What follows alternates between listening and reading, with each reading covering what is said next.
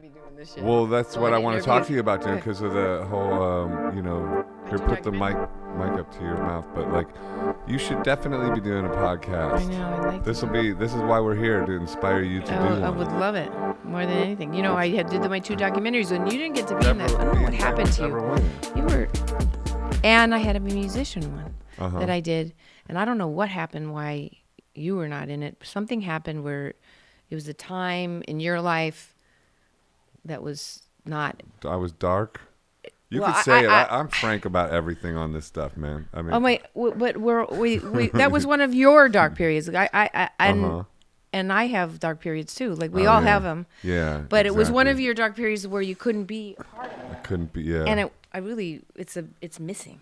You're missing in it. Well, we still got time. Because we have history. We're still being great. We're still out here doing great things. Yeah, your gravity, your history acts as your gravity. Yeah. Yes, I'm so ADD and I turn things around. Okay, turn my phone off. Fucking phone. Yeah. Well, yeah. What do you think of the phone? What do you think? Does 5G freak you out? I want to post this photo I took. But the 5G does freak me out because I feel electric in my hands, and I feel like I can feel it, and I'm concerned that. Yeah. I'm trying not to go into the fear that I'm getting a brain tumor, but something's up. I can feel the electricity all the time in it. Yeah. Like my hands are tingling now. Yeah. Because I'm on this thing a lot. I'm addicted. Yeah. I'm straight addicted to mine. And I think, do you know that they did all these tests, studies with young kids, and they did a research thing where one group, their phones were completely taken away from them. Mm-hmm. And then the others had them underneath in their backpack. Right. The ones that were taken away from them were like very agitated and flipped out, and they could see how addicted we really are to these things. Right. Yeah. Danger. Yeah, well, the 5G thing is freaky in that if it's like, it depends on how deep you want to get into conspiracy theories, which I tend to go down those rabbit holes, and they're trying to kill us. That's what Of course. Okay, thank you. Okay, so we can, because because in doing these, you're talking to me. Okay, good, perfect. Because in doing these, I always I sort of soft sell conspiracy theories, with depending on people's reaction, I dial it back. The pharmaceutical companies, I mean, they're all connected. It's all connected. The air that we breathe, the land. Now we can't eat fish, we can't eat meat. The bug sprays that was banned for 17 years. Some horrible. What is that chemical? It's a really horrible chemical. I don't know the details. Anyway, they banned it for 17 years, and then the Trump administration allowed it back in. I mean, what is that? Something like Yeah. that. It's like worse than that. It's shown to absolutely give. Yeah, they reversed everything. They've reversed everything. And last night, I don't know if you saw Kim. What was that? I didn't see it. Oh my God! We were in the desert with Dave Catching, and then we were exhausted. Yeah, I've been disconnected from We've been news disconnected for the last because 72 This hours. is good. Yeah. You can look it up anytime. I'll look it up. Unfortunately, but you know what? Maybe not even give it the space. Just know that they crossed a line together, and it's lame. Yeah, I had to. It doesn't mean I had to anything. bail out of the news cycle Yeah. for a bit, Yeah. just to kind of get back into my own space, But It's very toxic. And it takes over.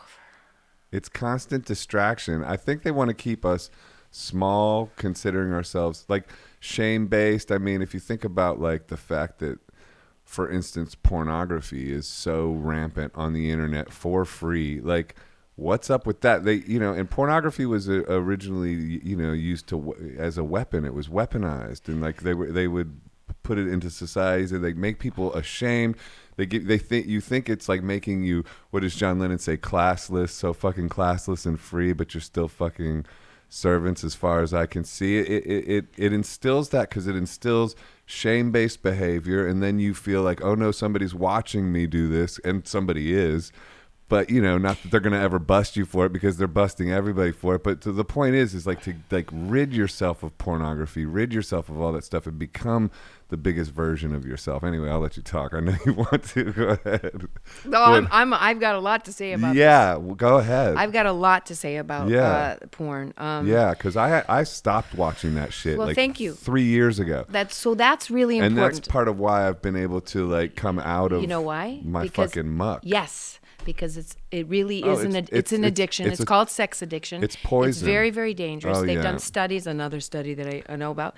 They did studies with young boys who are just constantly watching pornography. Yeah. By the time they're 17, they can't get an erection anymore Yeah, because they're so erectile addicted. dysfunction. And then they resort to violence. And by yeah, At college campus rapes. Me it's too. It's all connected, man. Yeah. And what's happening is because it so desensitizes men Yeah. and women. Yeah. And women also feel like they have to, live up to being a porn star now, Right. to have intimacy, to have sex, to make love with somebody. It's taken the love out of it all. And it's really distressing and depressing and horrible for, I watch it with the young people and I'm really sad about it. I mean, I discovered pornography when I was a kid. I think a lot of people do, especially now. You're just describing like. Well, now we have the president of the United States who is normalizing it. He has a porn star that he got pregnant and while he was just had a child, and I mean, she had an abortion. I mean, Well, yeah. I mean, it's like that goes with the conspiracy theories that they want to just keep humanity down. I mean, the fact that we all have unlimited access to free pornography all the time, and like 10-year-olds are discovering it and all that. It's just like, and then what do we battle that with? well, gangs of love. I just Religion, whatever works for the person to get out of the dark energy cycle and it is energetic, whatever that is for whatever it is. And it could be Jesus for some people, it could be Moses for others, and it could be just, a tree that you hug. What do you do? I do it all. Mm-hmm. I kind of love it all. I know that when I'm disconnected from nature, Mm-hmm. and that's becoming, it's hard when I realize, like, if I'm in places that I love, like Northern California or by the ocean, or even in the desert sometimes, as long as it's just in the desert and not like at a country club in the desert. But yes, you can feel the energy of God, whatever it is, the higher power, whatever people want to say it is. And I do meditate. I have a very chattering mind. My mind just chatters all the time, even when I meditate. So it's really hard. So Everybody's does. yeah. It's So about this- metacognition. It's about disidentifying Yeah. with your thoughts. It's like, who has the chattering mind? Who's asking who has the chattering mind? You just keep up-leveling Yeah. so you become the witness of the chattering mind instead of in the ghetto of the chattering mind. I'm going to send you this cool meditation that was given to me, and there you can do it like a bunch of times a day because it's 3 minutes, and it really does something to the brain. Like it calms it down. I need that. Yeah. And I find myself, because I can spiral very easily. I've noticed for you, since watching you become a yogi, it's really transformed your life, huh? Yeah. Well, it started with boxing, which was Yes. because I was recovering. I was like, I found myself, on the outs of, of my family of origin and traumatized beyond recognition. But it was a path I was on for many, many years of destruction. It was just like, I was kind of like maintaining. I think a lot of people maintain in life. Like I would like kind of be sober, but then I would go off the deep end and then, dial it back. But my life was kind of still built on a gaslight. It was still built on a kind of false premise. So, Can I ask you something? yeah. Were you ever molested? Wow. No, but that's a heavy duty question. Yeah. And it's like, It is.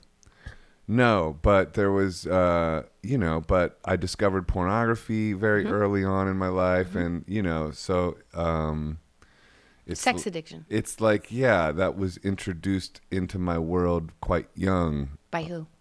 Well, but I found it. With your friends and I stuff. like that. found it,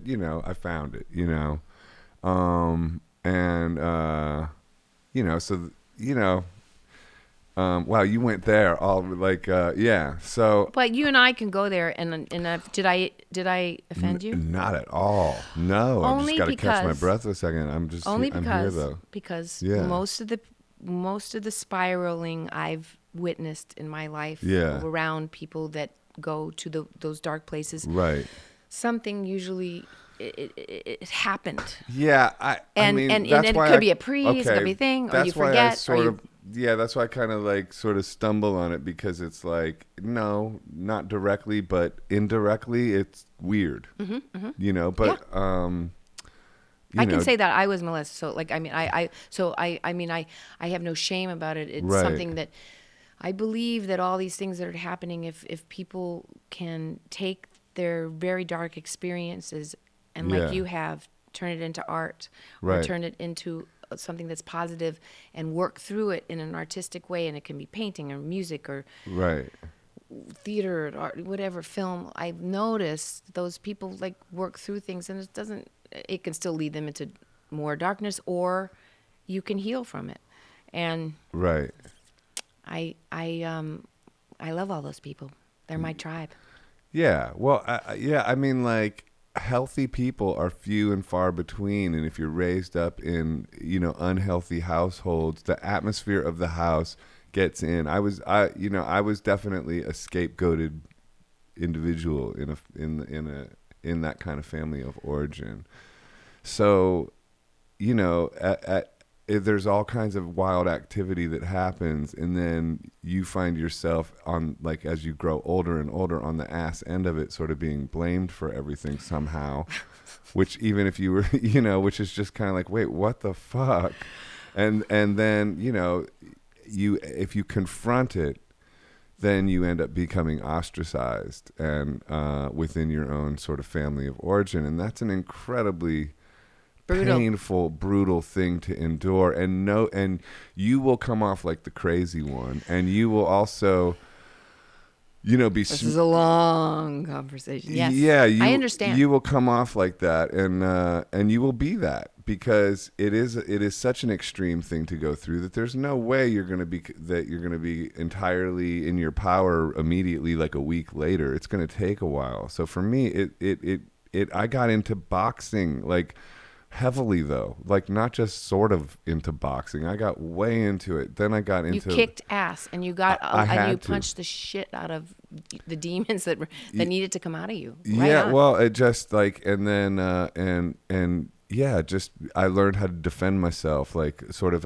like metaphorically and, you know, literally, you know. And so it's like and then even starting this podcast, and then also making Instagram videos about MPD stuff and all that. That's been a crazy journey to get the confidence to do that. And even you then asking me a question like that kind of gets really personal. And it's like, you know, no, I wasn't molested, but I was definitely coming from, you know, emotionally abused.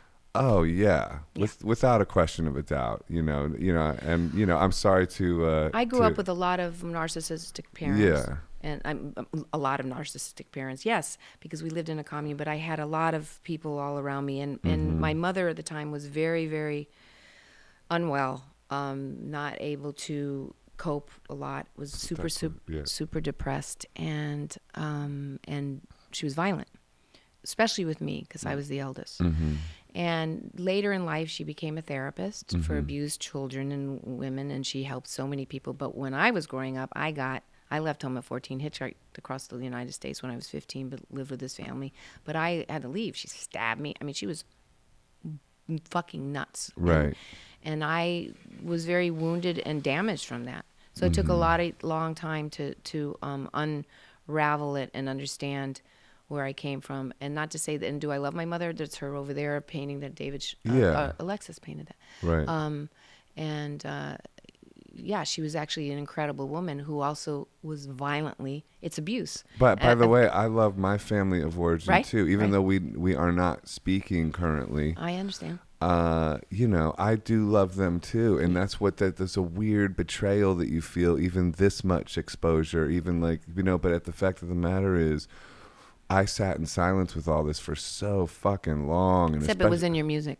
It was in my music. It was definitely leaked out of my, and I think ultimately that's what also led to the sort of final things that kind of, like, broke us apart. Was I put out an album called The Family that was, like, too close to the bone, even though to me it was a celebration of my family. I think it disturbed them greatly, and I think that it created some setup for some wild shit to happen, which, you know, led one thing leads to another. And How's then, Mercedes? you know, we don't talk, Right. you know, so we understand narcissistic personality disorder, Yeah. and we have many people in our lives in and out in that I think struggle with that. Yeah. And it can be really toxic and dangerous. So it's really important that you have learned how to take care of yourself in a way and protect yourself, because the energy of that is so dangerous and toxic that it can really just take you down. Well, it almost killed me. It certainly almost killed me, and I certainly came really close to being gone at the end. And I think that there's nefarious forces within families of origins, or within the structure of like narcs, where you know, they would rather see you go than to risk exposure. Oh, if yeah. you know what I mean. Oh, I do. And that's a wild fucking thing to like let kind of come through your field of consciousness. Yeah.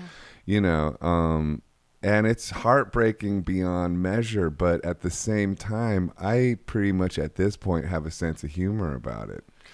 And there's a sort of freedom that comes along with it once you understand that what it is, and that there's nothing you can do about Nothing personal. It's not. It's It's just. weirdly like the most personal, and then not personal at all, because it's the structure of the disorder that Yeah. you're up against. It's Yeah. not really the people. They're lost to a disorder. Yeah. You know, they build a false self, and then that false self needs protection above all else. Yeah. And that false self needs fuel, and gets this fuel from agitating people that, you know, like stressing out, you know, like what you're dealing with. Yeah. Did Did you reconcile with your mother later on? Before, yeah, we were really good. You know, I was with her when she died, so I got to have that experience, which was quite beautiful, I have to tell you. But it took a long time, and there was always stuff. I see it in my own daughter, because the breaking away, you know, she also, you know, needs to cut the cord, and she can be really brutal with me, and how painful it is. And I thought, wow, like I was like that with my mom, and I have to, she's just trying to find her own voice. And you know, coming from the family we come from, it's really important that she's such a great artist, and has her own stuff that she needs to work through. And I have learned to let go, and a lot more than I ever was, because I'm definitely a codependent. Yeah. Like, seriously. Self-love deficit disorder Yeah. is what Ross Rosenberg calls that. Oh, wow. Yeah. Yeah. For sure. Yeah. Learning how to love and take care of myself, self-care, is really new in a way. Like, it seems like people would think that but I didn't have that. And I feel really good. Yeah, I would think that it's like I think humanity in general is expanding our consciousness. A lot of us are getting more and more into self-care over the last couple of years, I think. And these kind of family of origin things are happening across the board, and relationship structures are changing across humanity, I think. And the MeToo movement is an example of that too. You know, sexual dynamics between men and women are changing. So I think it's all moving in the right direction. But it's a painful process. It's a really painful process. I mean, when I'm one of the women that came out with Harvey Weinstein, and it really did. It set a firestorm across the world. Yeah. Not to say that people like the Cosby woman hadn't come out before, but for some reason, the time and when we did, right. It suddenly people were going, oh, okay, we'll listen, and or not. Right. And you can see what's happening. Talk about a war. I mean, what's happening just Roe. This is why I have 1973, which is when they passed. Yes, Roe v. Wade was passed then. We have to remember that. But it's quite a war. I remember the day after the Kavanaugh hearings, which we kind of saw it all blow up in our faces. I got shingles the next day. I mean, the stress of it all. But it has opened a conversation. People are talking, and now we're really seeing how misogynistic and the patriarch is. They're angry. And it's great when I hear a man like you said, I gave up porn 3 years ago, Yeah. where that, because it's all connected to that. It's certainly connected. Hating women. Well, it's weird when you kind of get out of the melees of that porn, just that porn addiction or whatever, and it's just like, and you sort of see it for what it is, all that stuff, and how it is meant to keep people small and submerged in shame, and it also it moves people to like weirder and weirder exploitative bullshit, like what you were describing, that awful porn scene you were describing. Is just like, what the fuck is that? That's not even sexy on any fucking level. No. That's just gnarly. So it's like that must have been what that dark web stuff, which I don't, I know that there's like a whole other thing that is so dark and deep that and it must have been, then this kid showed it to these young kids, the brother, and it's like, how this poor kid, like what. And that he felt like he could show it to look at this dude, and 10-year-old brother. I mean, yeah, wow. but I've also heard like in search engines of porn, and it's, is like I heard recently on a podcast or something, somebody talking about incest comes up more and more, like in terms of this, like, when it suggests what porn you want and everything like that. It has to get incest. The stakes of it have to get more and more freaky, because the more and more freaky it is, the more titillating it is. I'm really, we were talking for a minute about the MeToo movement and how it sparked, and then there's a lot of people who've been accused rightly, but for me right now the focus is like, I'm not going after some guy that pinched my ass in the 80s. Right. I really, for me, it's about rapists and pedophiles. Yeah. And that's kind of where the focus is. I mean, if you go after a guy like you said something. The flip side of it is, some men's lives are being ruined, and it's like, and that's fucked up. Yeah, it is. There is that side of it too, and as a man, you feel even weird, sort of speaking that out loud, because but it's true. You want solidarity for the women in your life, and the women not in your life, just for women in general, to be like, treated as equals, like travel as equals or not at all, But there is that other side to it too. Yeah, I've seen a lot of women come to, there are a lot of people that are out there. You need to believe women. I do feel that, but but there's some bonkers women. There's some bonkers women who come out and jumped on a train, right? And to say and kind of used it, and that is very dangerous, because it's disempowering to women to say like it ruins the movement. Well, also, believe all women, so women aren't capable of evil. That's disempowering women. That's dehumanizing women as well. Like, okay, women are just like good beings. No, women are capable of evil too, just like men are capable of evil. Everybody's capable. Look at Betsy DeVos. Yeah, people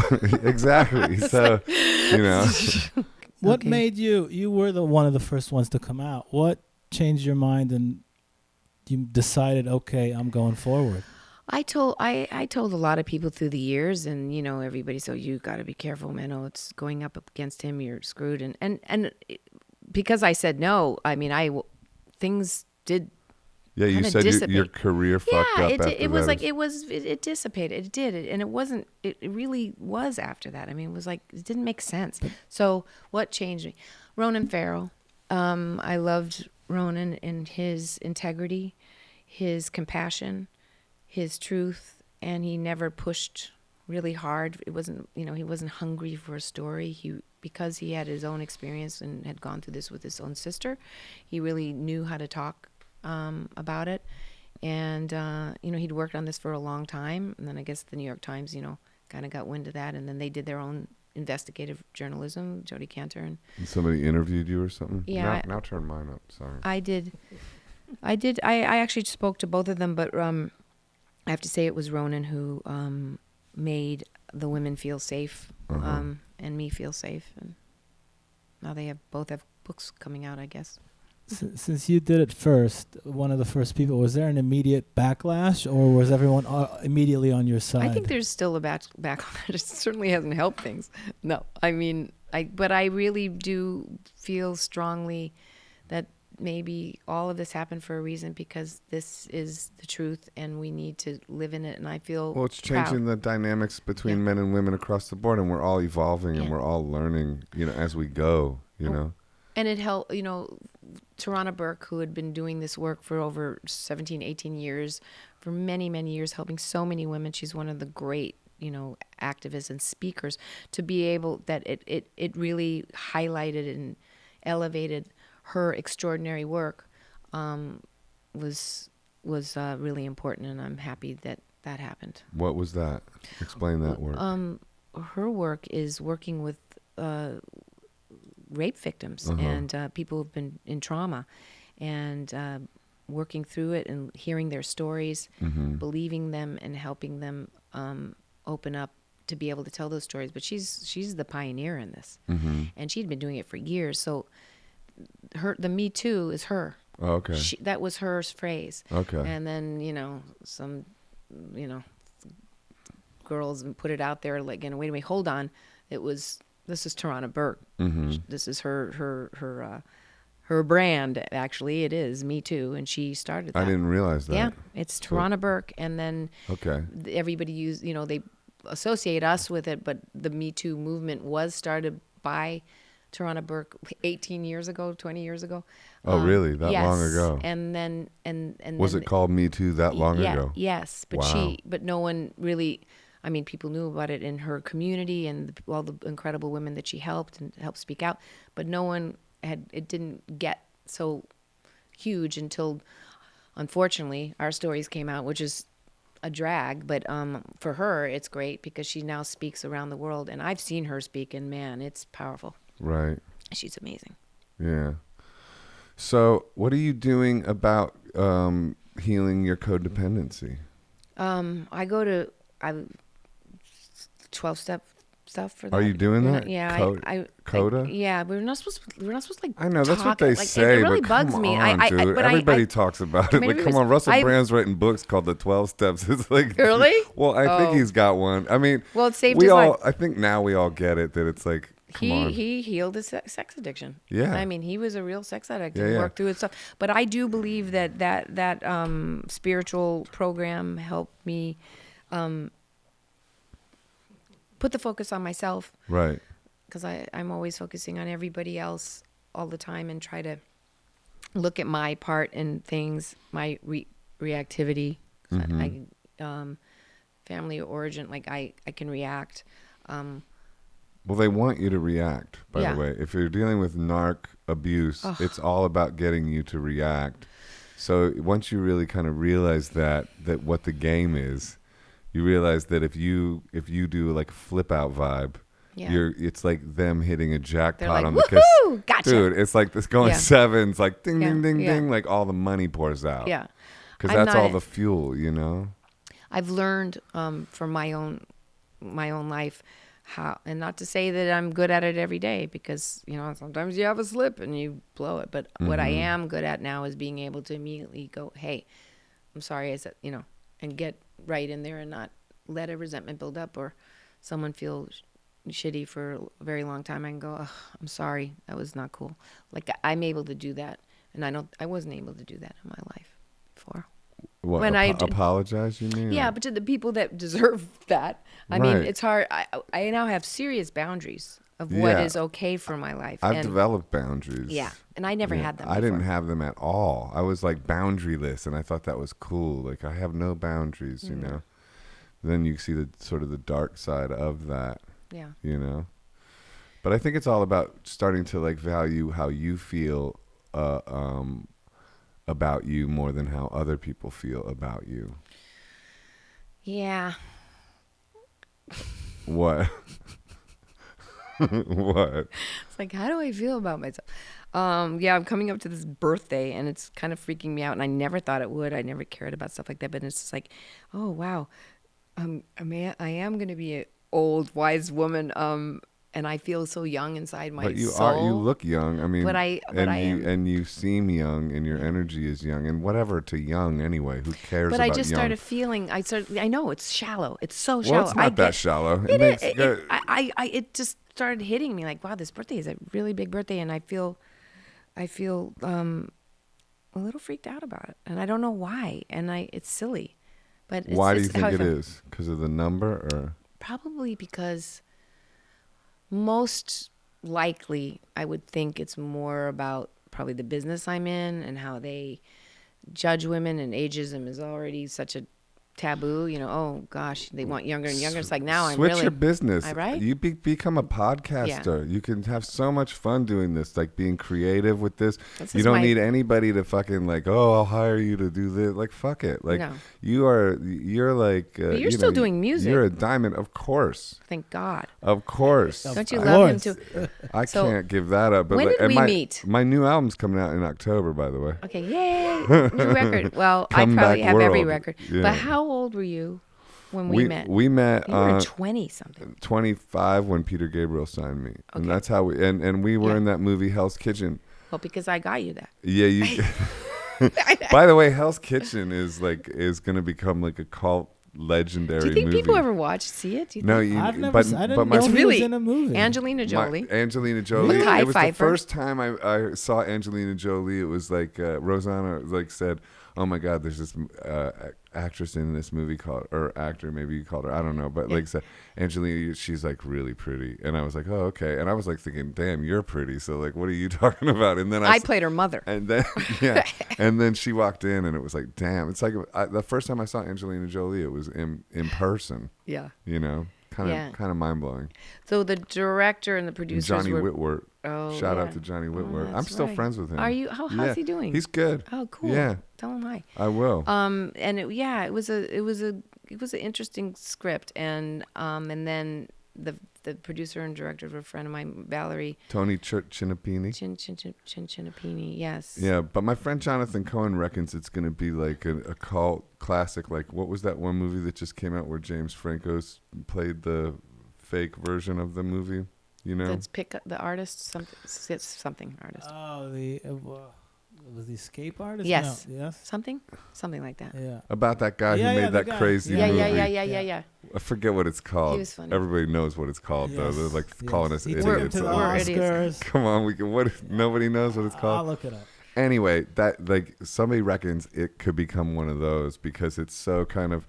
Let's face it, it's not like the greatest movie in the world, No, but but the score is great.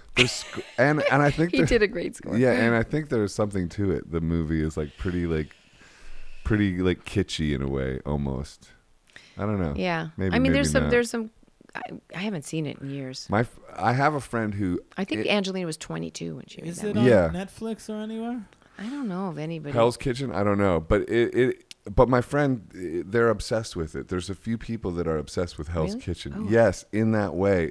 Wow. Like they couldn't believe I was involved The in disaster it. Like artist. the disaster artist. Right. Disasters, yeah. They couldn't believe I was involved in it. Like they started becoming obsessed with it, not to do with me. Like so, there might be something to it. Wow. And pop culture How needs long is things your like scene that. in the movie? Oh, like 10 seconds. Oh, okay. I had a couple maybe, but she gave me an acting lesson. It was hard because I had to go like 5 minutes before you went on? I was like our characters in the movie were in recovery and going to 12-step, and she was like relapsing, I think, and I was like, so am I going to see you at the meeting? Come on, I mean it. And now I'm like, you know what keeps happening on this podcast is we keep seeing things like manifesting in real life from fiction. And now that I'm thinking of that scene in that movie, there's something relationship wise with us being in recovery from something similar and being like all these years later, come on, let's do this. That's right.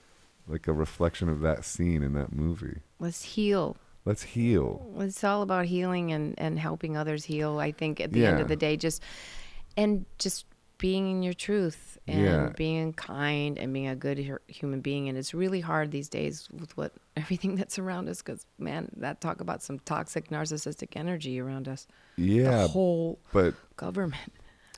Yeah, but the government's always been like a madhouse, hasn't it? Like what? Not like this. We've never seen anything like this. We've never seen anything like this. We're watching our country, democracy, be completely destroyed by this, and fascism is here, and but people got to wake up. up. Deplatforming of like, that's when I wrote, because I wrote this big anti-Trump song when he was like before he became even the nominee. Yeah. Because his meetings or his rallies or whatever was like looking kind of weirdly fascist and stuff like that, and it freaked me out. Yeah.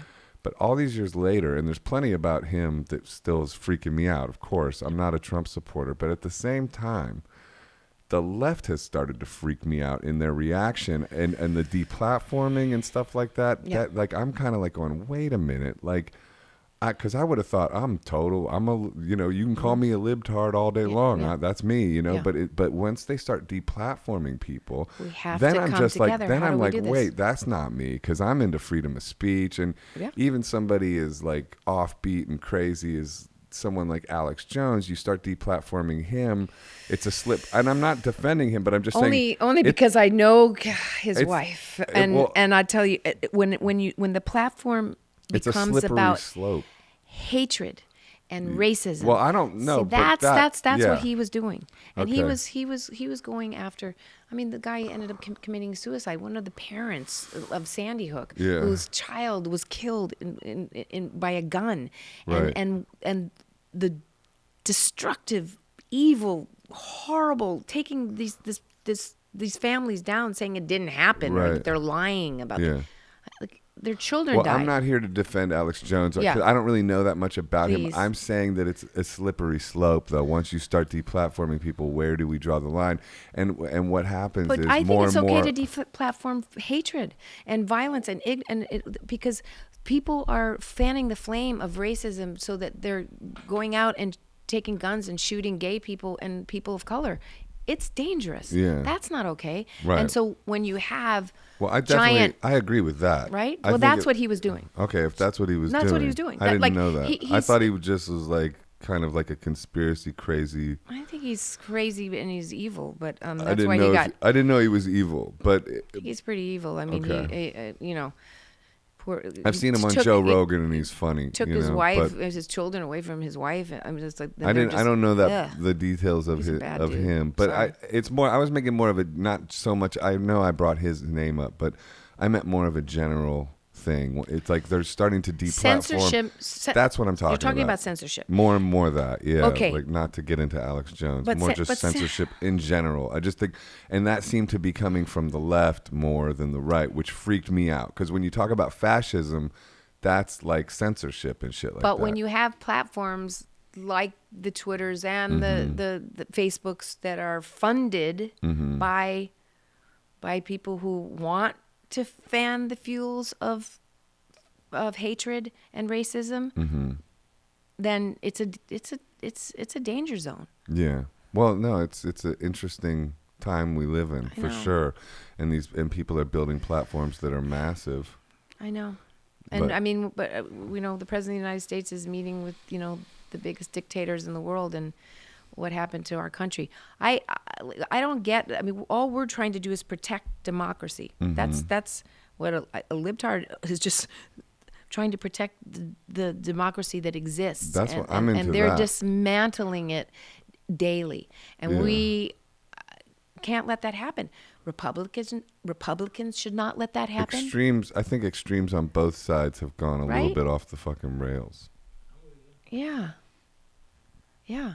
Ehud's a libtard for. How often? I'm just kidding. How often are you on social media that you become enraged and aware of all this? I have a lot of very, very smart friends and groups of people that are wise, and I listen to them. I have discussions with them, and I hear what they say, and they are part of social media. And That could be your podcast. yeah, I'm not. I think just like this, I would just any walk of life of person that's interesting to me, I would talk to. But I did 2 documentaries where I interviewed Right. people, so I love this, and So I this love is a that, good format and I for love you. that you're doing this because you're really good at it. Thank and so, you. And I love your music. I love you as a human being, and I love love that you're you doing too. this. Yeah, we're Yeah. good pals. We've known each other for many years. Yeah. It's like a long time.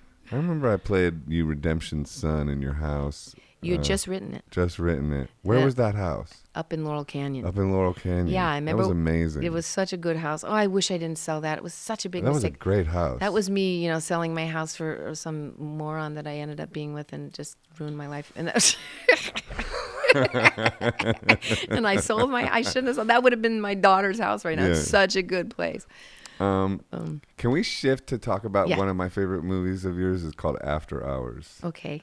Oh, you don't want to talk No, about that? I love it. You love that they one? they just showed it in Yeah. in America Cinematheque That's such a great month ago. magical movie, isn't it? It was so good. What's up with that? Is that Martin Scorsese? Full on. Full on, that's right? Martin Scorsese and then Damn. the wise and wonderful Griffin Dunn and Amy Robinson, who of course cultivated the script from a Sundance workshop. Yeah. Joe Minion wrote it, and Oh, it's cool. it's a cult classic. It really Oh, is. man. And all the people. It's just magical. Yeah. And it's a lot of people's favorite movie. You know, it's that Soho, Manhattan. That doesn't in exist the anymore. 80s. It kind of does. Really? I personally, for me, I make it exist. Okay. I feel like New York still has that magic. Oh, good. Oh, I love New York. I mean, but Yeah. those neighborhoods, Well, yeah. they're now all, Yeah. they're all built up. That's true. It's built up. Built up and But Soho still You know. has got that. Like you walk through a Soho. lot of Starbucks. That's true. But you walk through Soho at night, you can get that after hours vibe. All you Good. got to do is squint your eyes a little bit, and it's like you can feel like you're in. Do you that. love New York?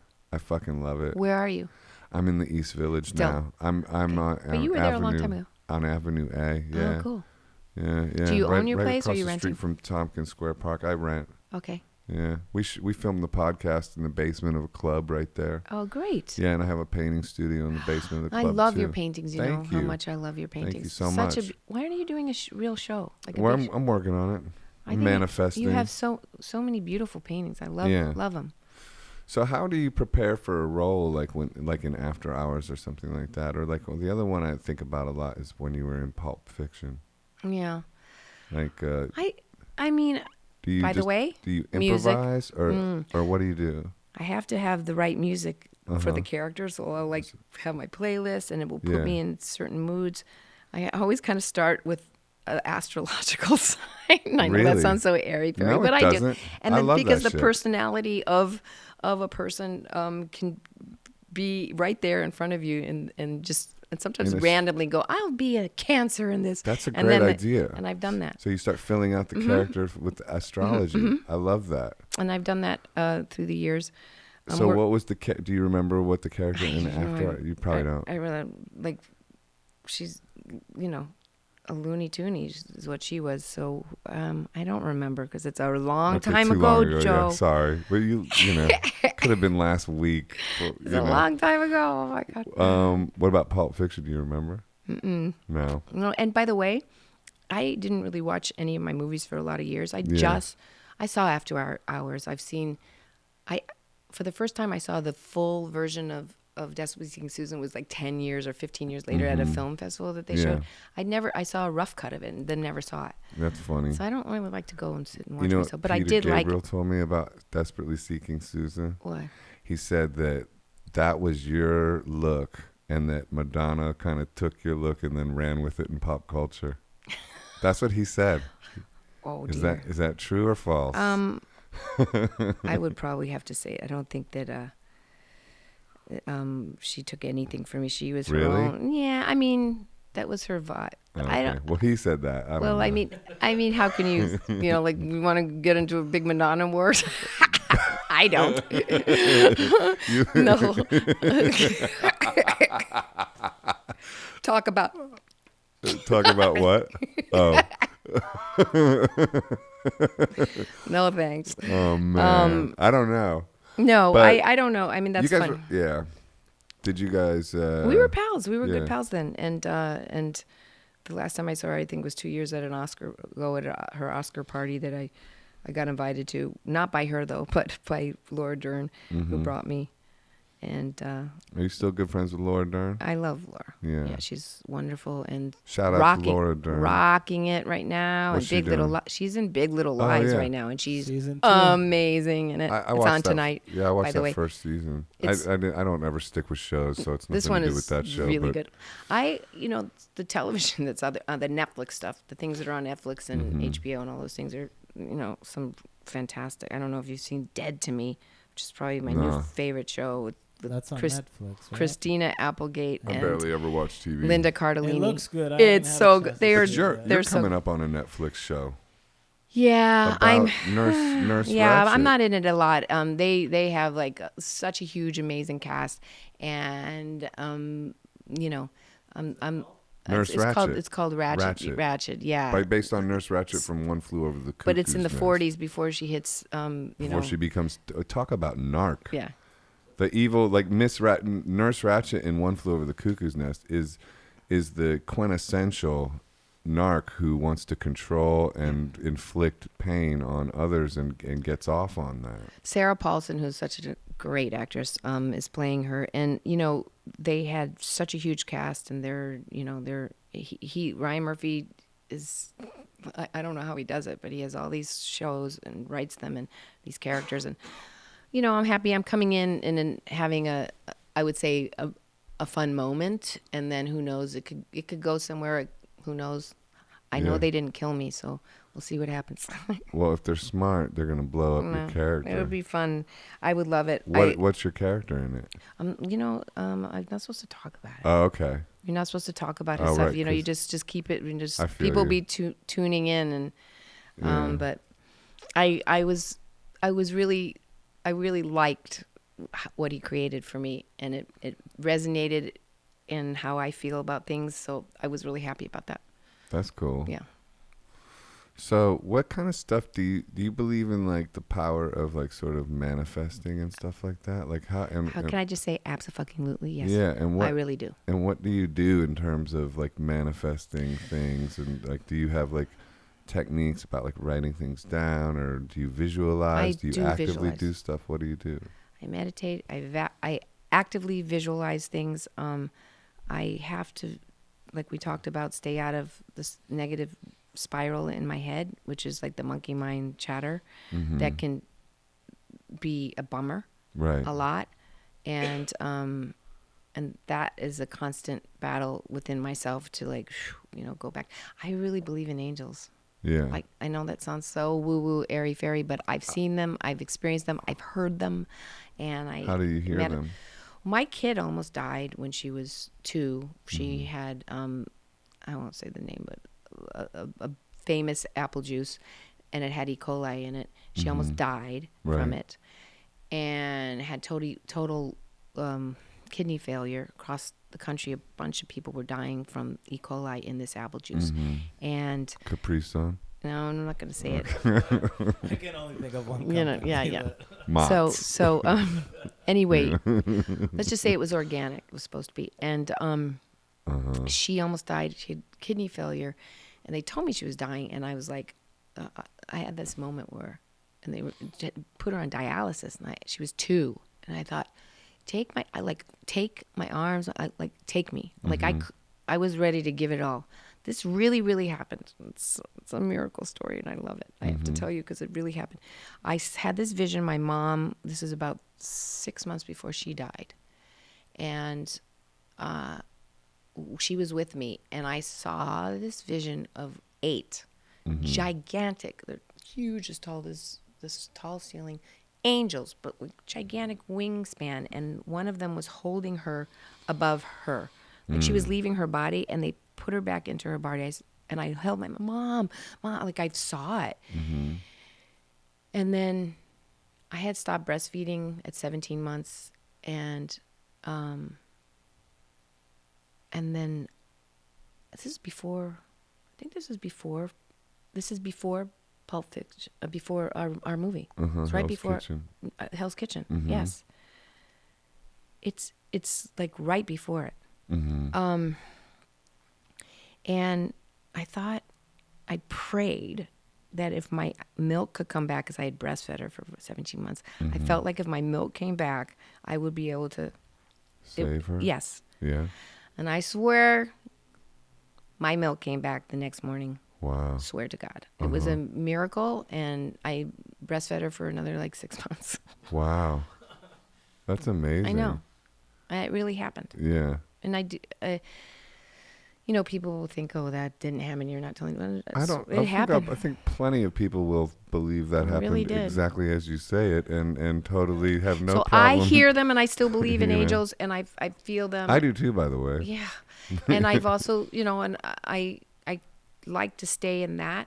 I'm not even attracted to super dark things, even though, you know, it's great to be an actor and be able to do that. I realize, like, I guess I'm not that good of an actor because I'm not even attracted to even, I don't even know how to delve into that part of me. Not to say I can't be wicked or any of that but I think at this day and age, like where I'm at in my life, I don't even want to put that out there. Right. Well, because of the power of manifesting. Yes. And because, yeah, like we've been hearing some crazy stories lately about like people write a song, you know, and then all of a sudden it comes true, this kind of thing, Yeah. you know, like, so in a way there's good sense to be kind of afraid of that kind of stuff, I think.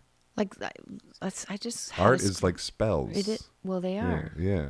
What were you about to say, though? I didn't mean to cut you off. Just thinking of a Joni Mitchell lyric. I just actually saw her the other day at a funeral of Elliot Roberts, who was a great friend of mine. And T-shirt. yeah, you're wearing the Buffalo Springfield T-shirt. That was his band, and Neil Young's manager, and Joni Mitchell's manager. And I was just thinking, I just borrowed this from Rosanna. That's why it's so tight on me. You can have it. It looks really good. Yeah, I have it. All right. You gotta keep- songs are like tattoos, you know, Yeah. which is the lyric that Joni Mitchell. And I don't know why I was thinking. I don't know why that you were talking about manifestation, but What's the lyric? How spells, does the lyric go? spells, Songs are like tattoos. Songs are like tattoos. Oh my God, how could I not remember anything about Joni Mitchell, which I have in my head? But this is called Turning Old. I can't remember things as much, but I don't have Alzheimer's. I got my brain checked, but I'm forgetful, and I know her by heart. Do I you know eat her by heart. carbs? Do you think they're good for you? Fuck no. They're bad, right? They create inflammation, and they create inflammation in your brain. You got to start operating off of ketosis, but we can talk about that later, or we could talk about it now. Are you talking about the keto diet? Yeah. Are you talking about meat? I am. But like the stuff that's in the meat now, like Yeah, you have but to you get can organic. get grass fed, like, I mean, and I know that's like, and I've tried veganism and stuff like Is that. that why but you're looking? Because I've been vegan, honestly, and you know, I it- did put weight on my tummy, honestly, and I think like, it's from being a vegan. my health, and the vegans are gonna like hate me or whatever, but my health started to like dwindle, and It's then happening. I started going into ketosis, and the first time I even had bone broth, I was like, it was just like, it freaked me out. I was like, oh, I can't believe I'm doing this. Like, so it was an uncomfortable thing for me to do, but I just started doing it for my health. And then slowly I started like doing more and more research on it. And honestly, and my health got so much better. Like everything started getting like much better. I know, but I'm just saying, She's uncomfortable. No, I'm freaking. dude, I'm just I thinking was about holy cows, but no, I agree too. but I hear you. But I'm wondering, and I'm did it coming come out of the from closet right now of like being a meat eater because it's like No. it's an uncomfortable Well, tell us. thing. You can. No, but you were here to I'm tell the truth. I'm trying here to tell the truth, and I'm also trying to like. This is something that has been helping me, and it's also more and just like it's been helping me physically, but the main thing, and this is why I'm sort of like almost like fuck it, I got to be brave about like opening up about what my current diet is because mentally the clarity has been crazy, and it's because there's no more inflammation. I'm not just eating but I thought pasta. meat causes inflammation. That's what you think, but when you research it, it's like, man, it's another way that I feel like, in a way, if you want to go conspiracy, it's another way in which I feel like, you know, we're meant to be staying, like, to be made small and not really in our power. Because I thought the keto diet was created by the people who for the meat industry. I mean, there's so much, That's what you know, think. there's And then- there's but they have conspiracies every colon which way. cancer. Possible, but The it first thing works. they do when you have cancer is Yeah. take you off meat and sugar. yeah. Well, no, it's sugar's the devil. It's for the one. devil. Everyone agrees on that. Like Yeah. everyone agrees on sugar, but then carbs become sugar. So Yes. and so like also like veganism, it's like, oh man, this is just gonna get outraged in the fucking comments section. But like, you know, it's just like It's your experience right now. It's my and experience right now, and it's okay. and it could change. Sometimes I've Yeah. been a vegan, and I've even done raw fruitarian. I've done fruitarian before. That's crazy because Okay, that's that all was sugar. that was a little crazy. But like, But you tried it. but I tried it. There's yeah. this keto shake in my neighborhood and of it's sunlight. your personal experience after having tried it, Yeah. not just preaching. Well, I'll tell you what. It also like what I've been doing with this operating from ketosis, which for people out there that don't know, it's like you're using fat as your source of fuel rather than sugar and carbs, which kind of has this like yo-yo effect, and you get hangry, and you need to like it's like this less stable form of energy. Whereas if you're burning off of fat and ketosis, it's a calmer, kind of more even keeled And thing. you have zero body fat. I Right. mean, the carbs definitely, well, I Yeah. mean, yeah. And yeah, so and it all anyway. Well, it all, you also run, but that I do, but like I was doing that before on the Yeah. carbs, and even though I certainly was You never have a carb. not anymore lately. No. Are you sober? Oh, sober. Not even alcohol. Alcohol's talk about the the devil. demon. Not even alcohol. Alcohol's the alpha and the omega. Yeah. You should say not even weed, and the answer to that would be not even weed. Good for you. Not even fucking weed. How long you know? has it been? I'm so proud of you. Well, it's been over 3 years without alcohol or any really hard drugs. And then Fantastic. weed, I had post-traumatic stress disorder, really hardcore for about 2 years when I like broke away from my family of origin. It was traumatizing. Yeah. And I weed understand. became medicinal for me at that point. There was a long period of time when weed would trigger me into full-on relapse, but weed is really great for people with post-traumatic stress disorder. And once it became medicinal for me, it never triggered a relapse. And then there was a certain point where I was just like, I no longer need weed. And it was like my mind just said, you're smoking weed for fun now. Yeah. And as soon as that happened, and I'd go back and forth with it, never started drinking again. But Good. then eventually I just was like, you know what, I'm done with weed. I get depressed if I smoke weed. Yeah, like it messes with my brain chemistry. I don't trust it. Yeah. I think it's too strong now. It Yeah. makes me What's in paranoid. it? I Yeah. wouldn't be able to do this podcast if I was smoking weed because it makes me overthink things, and you can't, talk about like every time I do one of these, I think like, oh no, what did I say? Of course, you have to learn how to just go, okay, I'm just going to speak, in the moment, or else what's the point of a podcast in a way? So it's like, there's no way I would have the bravery to do this if I was like smoking weed. Now, of course, Joe Rogan's like one of the greatest podcasters of all time, and he smokes weed on his podcast. So maybe I'll get there, but I'm not there now. Do you like CBD? CBD is pretty Yeah, cool. I guess so. I don't know what it does. It's like It's supposed to help with inflammation. but I don't have that anymore Yeah, because so I'm that's on good 'cause your coach ketosis. says I might have to But ketosis diet. yo, dude, I wanna hear. I'm telling you what, like just try it. it's insane. Are you doing it? No, but he's He- pushing me to. I did it years ago. I did I it. know where this is gonna go, yes, and then he's gonna say, "Yeah, I did got it. gout." I did it for a while, and I got gout in my toe, which was the most painful thing I've ever experienced. Okay. And then when you look at these, what causes gout, It's it's fat. extra protein, and then crystallizes like in Yeah. between your I joints. want you to try it again. I will. No, I will. Because So I can. yeah, what about that? But I think he's got a point there because it does like clogged arteries, all that. How can it not do that? I don't know. Listen. I'm not an expert, but it works for you. But it's working for me, and I'm researching it. This is going to be like people are going to roll their eyes, but I'm researching it a lot on YouTube, which people roll their eyes when you say you research stuff on YouTube. But it's like, where the fuck else are we researching? Everything's on things? YouTube. Everything's on YouTube. It's like there's all these doctors and stuff, and there's so much. What do you call it? Not like blood work in, but like there's all kinds of like stories. I forget what you call it. Like so many people are reversing diabetes, all this kind of stuff. From the ketosis diet? From like carnivore and ketosis diet, and it's basically I like don't like the carnivore. Ugh. I know it's just step by individual, step, but like But this is the thing. It works No for judgment, and whatever works for the other. Yeah. It's working for you. And cholesterol isn't the devil they've always said it is. Cholesterol comes to the scene of a crime like firemen. When somebody has a heart attack, there's cholesterol present because cholesterol was coming there to repair things.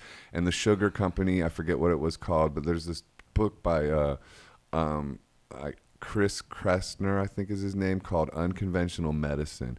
And it talks about like how there was somebody paid $50,000 to like, I'm going to butcher the retelling of this, but read that book, Unconventional Medicine. And that guy's I do. proponent. I'm into unconventional medicine. I'm all alternative, so I don't. Yeah. I don't like Western meds. Check. But not to say that there isn't an incredible place Well- for it, and people can use it. But I myself Fasting is another thing. Like if you don't. The 16-hour thing. well, or if you do intermittent fasting I and do you that. get into some ketosis and you like every once in a while do like a longer water fast of like 2 days, 3 days, you know, like you Just can, water. yeah, just do water. Just like give yourself so then you can get something called autophagy happening. And what autophagy is it's your old cells get eaten up by your body. They start using the old dying cells as a fuel source. Those cells that are prone to becoming cancerous and all that. Once you kick into autophagy, it's like the greatest thing for your health. It rejuvenates everything.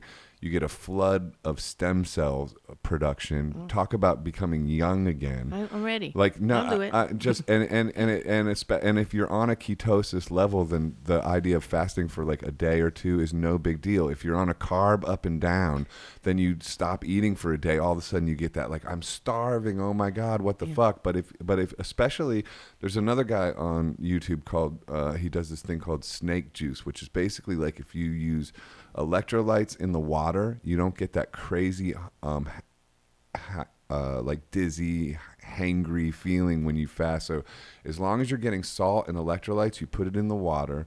Look up snake juice on YouTube. That's what they call it, but it's just water with like salt and stuff. And that guy's really interesting. Start like studying those things, get into autophagy like at least once a month. Let your body kick into autophagy for a couple days. It's no big deal. Yeah. And experiment with ketosis for like a month and see what you think. Just because I do a keto shake in the morning. because- I have to say, I do that. Okay, because also they're But it's no discovering meat. that It's this just is like what's peanut causing Alzheimer's and that brain fog that you're talking about, Oh God. which is what made us talk about this whole thing anyway. And you see your clarity will come back. Okay. I'm telling Because you, I forgot the lyrics of Joni. it's all, and we can like Yeah. thank Joni Mitchell, you know, which is like not a bad thing. But there you go. Speaking of Joni Mitchell, the room we're in is filled with music. Yeah, Joel. Lou Reed I need a and big John black and white of Lennon. you. Okay, yeah. Can you and- give me one? and Yeah, of Keith. course. Did music always influence your life? Are you a big fan? I Pretty much looks a lot of the. So we're not talking about autophagy anymore. No, Is that I'm what? just- we moved on to Joni- music. She mentioned I think Joni, it's and time I'm to looking- talk. I'm I think we're moving listen, on to music. moving on I'm to sitting music, here, I'm okay. looking Thank at God. Lou Reed and John Lennon, and I'm like, and there's Mick and Keith. I know. I took a and- selfie and with it's Keith. like- I'm gonna Yeah. post and it. there's guitars in here. Do you play? As he knows, I do not, but I have great friends like him who do. We went to Guitar Center one time Yeah. and He we bought picked up- that guitar Yeah. together. it's that Did you people tune who it? Did you visit? tune it? Not yet. It's- I tuned the other Yeah, one. But so I'll So tune the one. guitars are for visitors. For people like Joe to play a song. Yeah. It's my well, favorite thing in the world. Why is- don't you learn how to make some songs?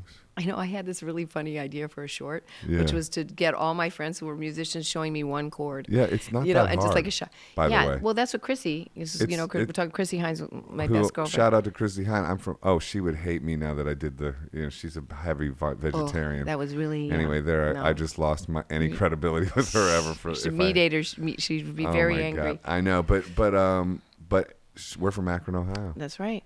Yeah. She had the Vegetarian, which yeah, that the was her vegan- restaurant. Yeah, which was great, and Yeah. I went there. Oh, cool! I gotta Sorry, tell her that. Yeah, it closed down. sorry. It's a real bummer. Yeah, She worked really hard to have that. but you know, writing songs might be a great idea. Like starting a podcast and writing songs, I think would be so fun for you. And all you got to do is learn, like, you know, 3. She said 4 chords. Yeah, okay, That's 2 Chrissy's chords. answer. I say 2. Like Mick Jagger wrote all of Some Girls with 2 chords. Like just learn A and E. Yeah, yeah, it's you A don't. and E. You really don't I need think much. I might have them already. See, You probably have those, and then just like start like humming just some have ideas. to have every time you're in town, give me a guitar lesson. I would love It'd be to. so fun. Call That's the why I album said never- Gangs of Love. Gangs of love. We need some gangs of love right now. Yeah. We're gonna have gangs. At least have them be about love. Yeah. I'd hate. Yeah, exactly. Well, keep going, Ehud. I liked where you About were. what? Well, you were interviewing About her about music. music. I liked it. I didn't mean to cut you off. I went So in. there's pictures of Joni Mitchell here, like Yeah. personal photos. So what's your relationship with Joni? So Joni's an old friend of mine. I've known her since I was probably 19. And the picture you're seeing there is Zoe and I. We went on the road with her up the state of California for I wanna see with the our pic. I friend wanna Paul grab Starr. it. Yeah. And that's her with my. I think Zoe was 3, and there's Zoe and Joni, and Joni's got a cigarette. Right. It's so funny. Tom Petty's there, my friend Tom, who I absolutely love, old friend. Let's just face it, I love rock and roll. How did you? I meet- love how- music. I who- love who music. I grew introduced up. you to Joni. So this is because my godfather was a man named Hamilton Camp, and there was a folk band called Gibson and Camp. Big influence on Neil Young and a lot of great artists. I was at the Philadelphia Folk Festival as a little kid. Oh, there was a Newport. I was at something where Dylan started playing was electric. Newport. It was Newport. It was Newport, Newport. yes. Philadelphia Folk Festival I was at as a kid. I grew up around all these cool musicians. Odetta, Joan Baez. Odetta, huh? Yeah. From New Orleans. Joan Baez. Yeah, but she used to play in New York. Oh, really? Because my dad was also in a band that you can download that was on Asylum Records called the Sky Monters. It's actually cool. Mm-hmm. Oh my gosh, there's actually a song that that'd be the perfect song for you to cover. I'm gonna Okay. give you this. Yeah. Maybe I'll do it at your birthday Oh party. man, that'd be fun. That So would be my fun. my whole childhood. Oh, yeah.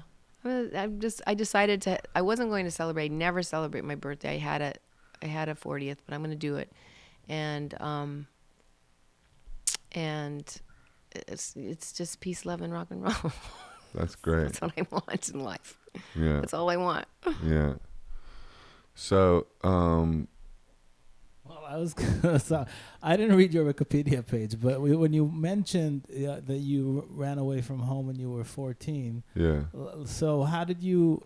How did I where did accomplish that? Yeah, where did that progress to? And like you left and went where? Well, we lived in a commune. What was that like? In Virginia. It was really chaotic, Yeah. and it wasn't as cool as everyone thinks it was. I mean, I I don't think, think it's when cool. I was growing up, a lot of people were sleeping with it. There was a lot of dramas. Yeah. I When you think say that it's the entire the family. community. Yeah, David was born there, but I had to go to the schools in Virginia, in the school system at the time, and I remember my first day of school in the school bus, being bussed, down into town to the school.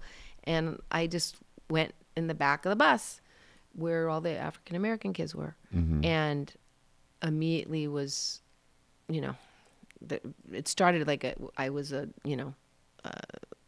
just to say there was a lot of racist people that hated that and hated me for that. And it became a thing. So I got kicked out for writing Black Power on my hand. When you were 14? Yeah, and so then I moved with a family. My mom, I said, just get me out of here. I don't want to live here anymore. And my mom sent me to New Jersey to live with this family, friends of hers. Did you know them? They were friends of my mom's, but I ended up being kind of like But a sort of. did you know them? I did know them, but I became a little sort of au pair Cinderella, like taking care of the kids after school vibe. Oh, really? But it was okay. It wasn't horrible, but I mean, it was kind of it just I got out of there, and then my parents moved from Virginia back to Chicago, and then I went there for like a couple months, and then left forever at 15. where did you go? Los Angeles, hitchhiked across the United States. Just to at 15 with what was your with my dream? friend.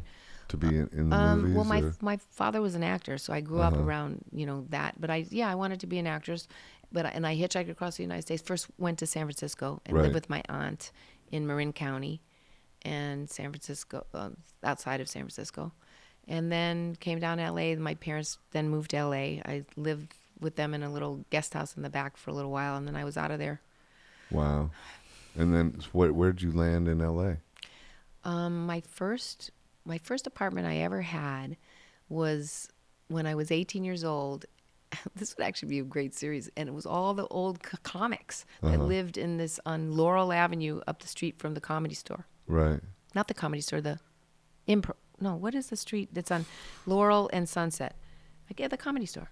Yeah, the comedy. No, what's the store. big one? The big one is the Comedy Store on Sunset. The store, right? The Okay, but comedy what is store. the one that's on the corner of Laurel and Sunset? is also a comedy. There's the Laugh Factory. The Laugh Factory. Oh, okay. It's a Laugh Factory. I've never been. That's what Man, that's I've what it been is. there a million times, and I it's- couldn't. Good it's- call. No, Avery. it is. It's the Laugh Factory. So Yeah. but I don't know if it was even called that then. I don't know if it was. It used to be Greenblatt's on that corner, but that's where it is now. And I lived. That was my first apartment at 18, and then I started working. I immediately got a job with Leo Penn, who's Sean Penn's father, and with a movie with Betty Davis. And I was lucky. What movie was It that? was called The Dark Secret of Harvest Home. And that It was a your first movie? 4-hour miniseries. Mm-hmm. And did you know Sean Penn? I met him because he came and visited when we were shooting in Ohio. Yeah. In he was a kid. Ohio? Yeah. Where in Ohio? Yes. That's crazy. Could have been in your hood. Where? We were in, close to Akron. Akron? Outside of Akron. Canton? Youngstown? It was a lot of Cleveland? cornfields. Mm-hmm. A lot of cornfields. That's what was part of it. Yeah. It's the country. Huh. Yeah. Interesting. But at what age or after what role or what movie were you like, okay, I think I made it? Like this is. I don't think I ever. You know, I don't think we've made it yet. We're never, still trying to make it. I never thought that about myself. Never felt that about myself. Mm-hmm. I mean, ever. Right. Do you still it's get? like, I guess because I never made it. yeah, you made it. You're a No. legend. But I mean, No, like, I don't but, know. I but- never felt that about myself ever. Yeah, like I think that's healthy though. Yeah, I Like don't. And when people who buy into their, who believe their press, I think it's a danger zone. I remember just making the decision to never read my press, good or bad. And so I've gotten some really nice reviews, and then I've gotten some really mean, horrible reviews. So after that one of the mean, horrible reviews, I decided I will never read them again. So I don't read them good or bad anymore. Yeah, I try to. Do you? I avoid them. Yeah, but right? yeah, just because not much good can come out of it. Because either way, you're screwed. You believe it if you're bad, or you believe it if it's good. It's or just, it's like comments, same sort of thing. That's why I don't read that, because there's mean people. One. Yeah, I like lately though. Like I engage with people. Like when I started sharing about my MPD stuff, and I got brave enough to engage with it, and I really there's hasn't been any real mean comments, and there, like if somebody is kind of shitty, I'll just I will with love and wild abandon block them. I do that all the time and it's now. it's like, okay, goodbye. Just you're not invited in my house anymore, and whatever. It's like I'm not afraid. It's just I don't want any kind of weird energy in my life that I don't want. And usually it's a couple strike rule. Like if somebody does something a little weird, I'll give them a pass. But if it happens like twice, I'm like, okay, goodbye. Yeah, I do that You're too. up to no good. You're bored, or you're jealous that I'm expressing myself, or whatever it is. Right. know? Well, there's that. I mean, there's. Yeah. Well, of I course. think jealousy is the most Destructive. toxic. Yeah. It's the root I of don't- MPD, I think. It is. Because what it is like if somebody has created a false self, they have no connection to the magic of themselves anymore. And then some of us have not created false selves. We've done the hard work to maintain a relationship with our true selves, and then that's a connection with God, or whatever you want to call it, and that's the thing people I think are most envious, more so than money or anything else. They're envious of people's connection with spirit, I believe. I believe that's right. Yeah, That feels right to and me. and so what they want to do is dismantle people who are connected to the spirit, to sort of disprove that those kind of spirit connections even exist, because if they can do that, then they can think I'm not missing anything. And the fact that I've created this false self is not a mistake, because there is no spirit, and woo-woo shit is just bullshit, and nothing of that exists. And so I will prove that this person is just running a con. They're not really connected to any spirit. That's because they're not. But yeah, that's because they're not. Yeah. But I got news for you, Narc. They're missing a lot. You're missing out. You're missing out, dude. You're missing out. There is a connection to the spirit. Mm-hmm. What do you think happens when you die? Well, have you ever read any of the? I like all this stuff. What's her name? Oh my God, I gotta go in the ketosis. My brain. Ketosis, yo. Ketosis. Hello, my brain. Oh, what is her name? Famous woman who talks about death and after experience. People who saw the light and come. Those people. Abraham Hicks. No, there's a woman that's written about it. She's a famous doctor. Oh, anyway, I'm really losing it. Sorry. No, you're not. Stop saying stuff like that because you're stop. going to manifest. No, I'm not going to lose it. I'm not losing it. I just need a steak. You're exactly.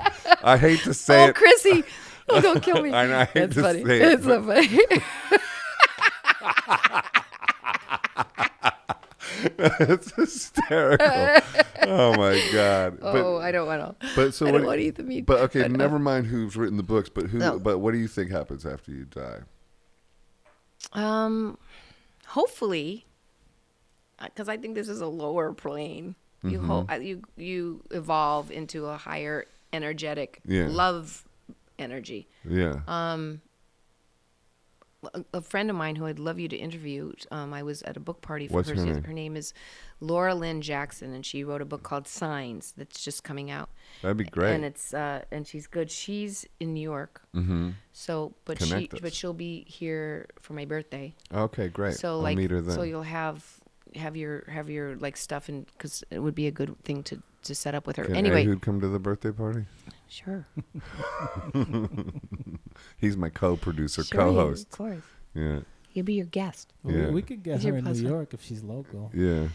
She's in Long Island, and she comes into the city all the time, and she wrote a book called Signs. But she's talking about what happens when someone dies and the signs that you get. Now, Alexis died. Alexis, my trans sister, who died almost 3 years ago. She Rest in peace. Yeah, and it's Gay Pride today, and there's a big sign in New York, Alexis Arquette Family Foundation. So I'm very happy about that. Don't rush that. Alexis Arquette. The Alexis Arquette Family Foundation, and there was a big banner. How do people go to that? Or they There's a Gay Pride parade in New York Oh, today. okay. Huge, 14 million people. Wow. Yeah. And so I had a banner made, and I was hoping to be able to go to it, but I have to work this week. By the way, when they have the Pride Parade in New York, that just means you can't go from the East Village to the West Village at all. No, it's packed. You're stuck on one side of the city. Yeah. Like, it's crazy. Yeah. It's anyway.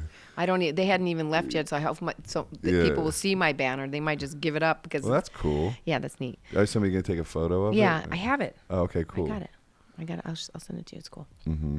I was very excited about it. A woman named Jane Bortallo did that for me, and I'm very grateful to her. Thank you, Jane. Yeah. So what were you saying? What happens after you die? Oh, we have to. So this book, Signs, Mm-hmm. she talks about when people pass, and then how you'll see in nature. Like Alexis died. I was in terrible grief. I did a drive up in Malibu Hills, and just out of nowhere, this white horse just walked by itself in front of me. I have a picture of it, and just was walking by itself. There was nobody with it. There was anybody. Hello, nobody. Just this white horse that went by. I know it was a sign of Alexis, and she's talking about that when people die, they'll send signs to you to let you know that they're still there with you. Yes, synchronicity. I know. I love that. I love that too. Yeah. I believe in that. Me too. 100%. Yeah. And even it gives you comfort to even believe it. I do, but there's so many other signs. But the whole book is about that, and she's all about angels. Yeah. And those experiences. That's really cool. Yeah, they there's like I'll be walking around New York City, and sometimes I'll have like a specific thought, and it'll be a specific time, and I'll pass by, and like a sign will pass me by on the side of a bus, or I'll just see a sign or something. But it's tied into timing, because I can start looking for it, and then I'm kind of I can tell when I'm sort of manufacturing it. No. But there's times when it's definitely a sign. It's a sign. Yeah. It's like, and it's all down to timing and an internal feeling, and the universe kind of goes boom.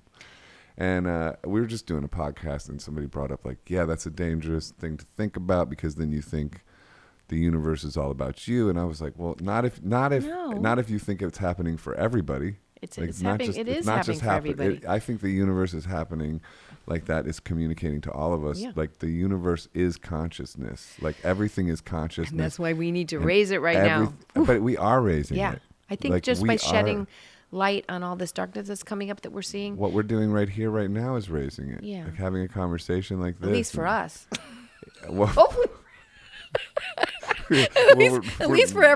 hopefully for every other people, I but think, it you know, definitely is for us. It is right? for us, right? for sure. Yeah. Yeah. And I think for other people as well, Don't you? Yeah, well, I hope. I don't know. I mean, these are your followers. I don't have what you call followers. Don't follow leaders, follow parking meters. Yeah. Oh, yeah.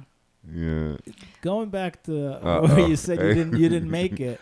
He's steering us in another direction. I love it. In the Yeah. 80s, I mean, you got to host SNL. That's Oh, no word small up. feat. I mean, So yeah, how did you after that say, okay, maybe I made it now? No, because I'll tell you, my show was the first show in the history of Saturday Night Live Wasn't live.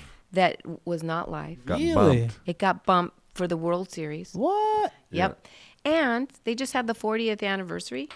I just, because James Andrew Miller is a friend of mine who wrote the Saturday Night Live book, and I said, I wasn't invited to the 40-year anniversary, and I was a host, and it's not even in the book.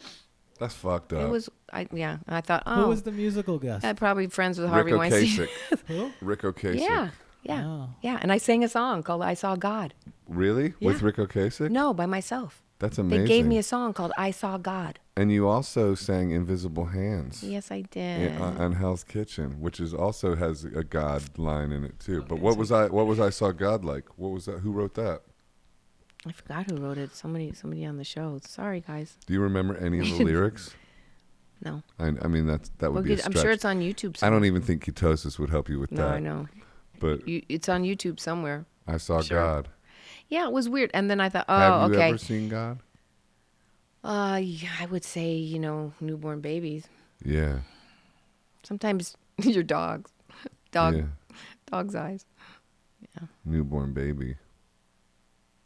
Probably. Yeah. That was probably the most God experience I ever had, was giving birth with no drugs. What Intense. was that like? It was intense, but it was amazing. I felt like Superwoman afterwards. Really? And I just I squatted down and I just pulled her out of me. Dude. You did. Mm-hmm. What was it? Was it like? Where'd you do it? In a hospital? Or I had always wanted to do a home birth. I Home thought I birth. was going to do a home birth. The very, I would say no drugs. At the very, very, very end, I did 50-hour labor, but then she was posterior. 50 hours. Yeah. And posterior means she came in backwards. Yes. And so she came in backwards. So the very, very, very end, they had to give me something just because it was so intense. And but it's the most incredible thing. Talk about the endorphins and the chemicals that go through your brain. Talk about being high. What was that like? It Just was insane? that's like really real tripping. Right. Yeah. That's real tripping. Yeah. Yeah. I can just only pushed a imagine. human being out of my. That's tripping. 24 hours in, I'd be Yeah. like, C-section, please. Dude, Yeah, no. that's I like know. that's bravery. I mean, was determined, and then of course, but it's amazing how, because she's a fierce warrior, and she's super interesting, isn't she? Yeah, and she's understands darkness. Yeah. She is figuring all that stuff out in her life right now, but She's an artist, huh? big Like, time, Big time. Yeah. big time artist, but came Yeah. into the world like, okay, like literally, my struggle in life is my codependence with her, because she's my only baby. But like when anything happens, like I can actually feel I'm so connected to her. So I Mm-hmm. know when things are like, she can be living in London, and I know she's is not she okay now? today. She'll be 25.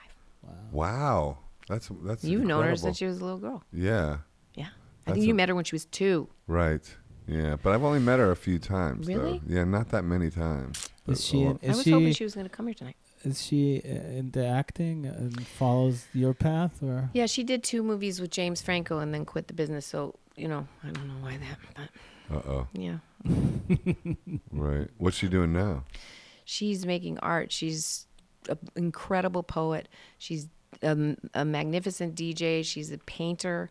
She's a fashion designer. She's I saw that She on creates such Instagram. incredible clothes. And Really interesting. I think she'll still act. I think she just, had that experience and then it wasn't for her and she'll probably go back. She's really good. I'd love her to. She's also was a dancer. She can do it all. Yeah. She's visually, just out there and has the best ear for music. My favorite DJ is her. Right. Yeah. She's really good.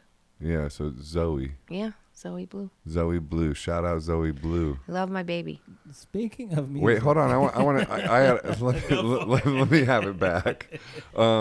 Because your family is so like, speaking of her and her becoming this great artist and everything like that, but you're coming from such a dynamic family of artists, and how do you explain that? Do you think, like, what do you think? What's in the DNA of the Arquettes that make y'all such an interesting and quite beautiful breed, I might add too?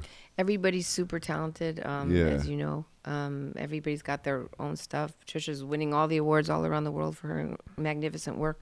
And everybody is just, I think we're fractured and shattered from Alexis dying, because that was kind of the glue. I think Alexis going, we're all kind of still dealing with some PTSD about it.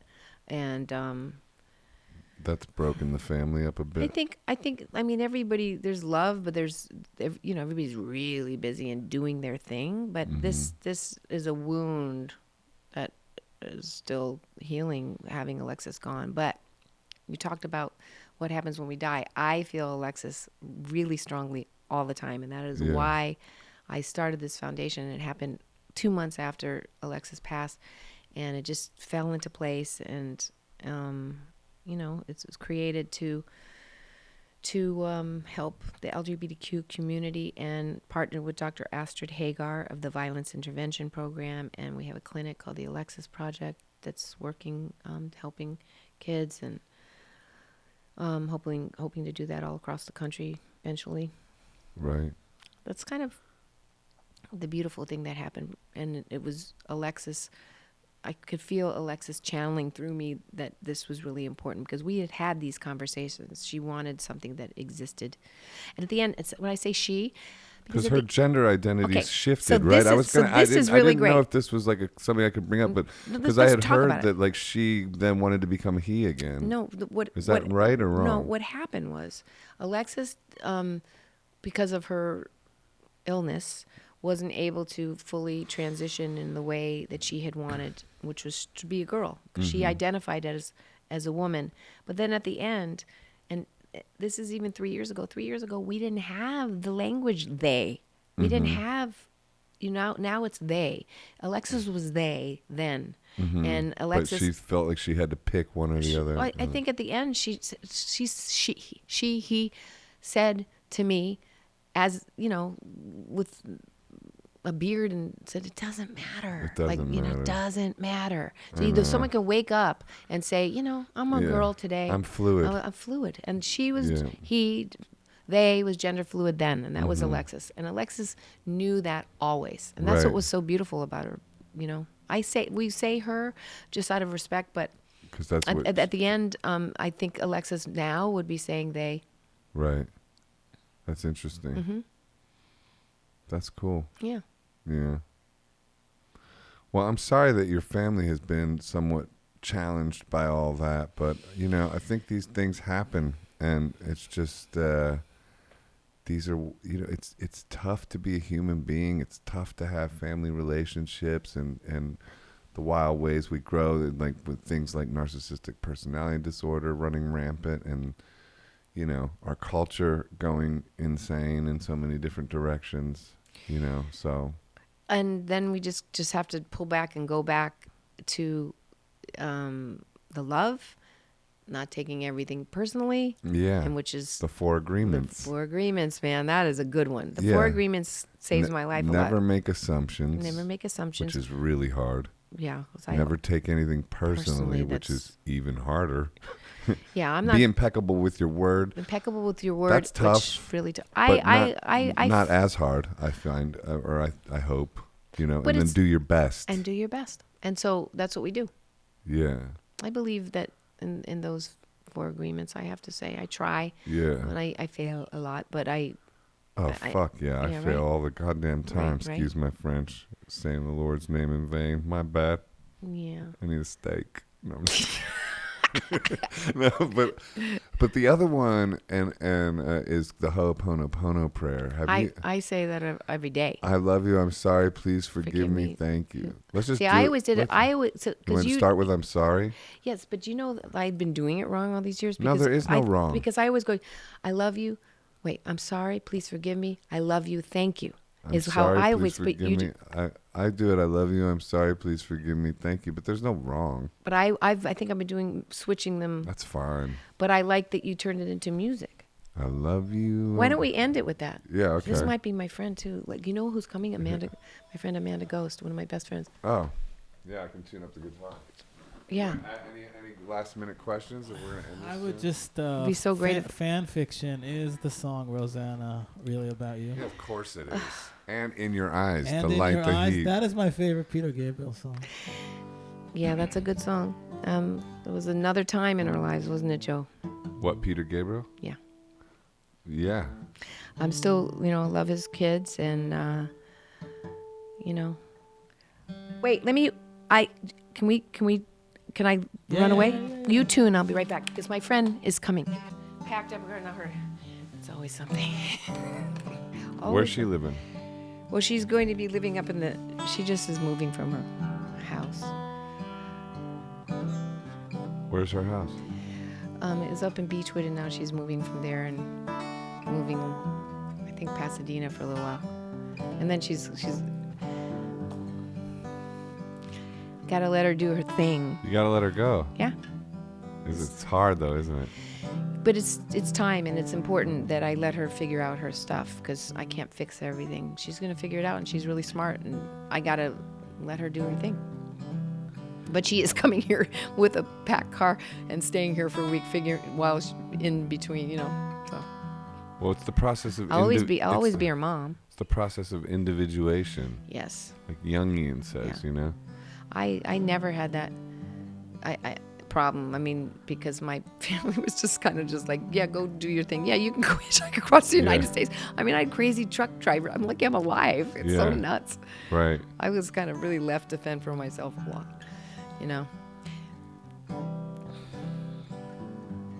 Okay, here we go. You gonna sing it with me? Can you go first? I love you, I'm sorry. Please forgive me, thank you. I love you, I'm sorry. Please forgive me, thank you. I love you, I'm sorry. Please forgive me, thank you. I love you, I'm sorry. Please forgive me, thank you. I love you, I'm sorry. Please forgive me, thank you. I love you, I'm sorry. Please forgive me, thank you. I love you, I'm sorry. Please forgive me, thank you. I love you, I'm sorry. Please forgive me, thank you. This reminds me of a long time ago when we did this in the studio when you were doing the music for Hell's Kitchen. Yeah. What's your favorite Joseph Arthur song? Oh, there's so many. Pick one and let's have Joe play it. Oh, because I love She said she wanted you to play in the house. No, well, the so- one I love. Oh, there's so many, but I didn't write that one. This one No, goes out to the one. That's R.E.M. no, the one that's no, we don't like that. That's not him. The one I love. That's not what I'm talking about. I The know, one I was the making a song that joke. I love of yours. There's so many, but what is the one? We sang it in the movie. Invisible Hands. It's very dark. Oh, Yeah, that's so a it's like- good one. It's super dark, but I love it so much. What's the other? It's a great song. I can't even remember. How's it go? What's the one with No, the Invisible hands which guard the shelf from. Okay.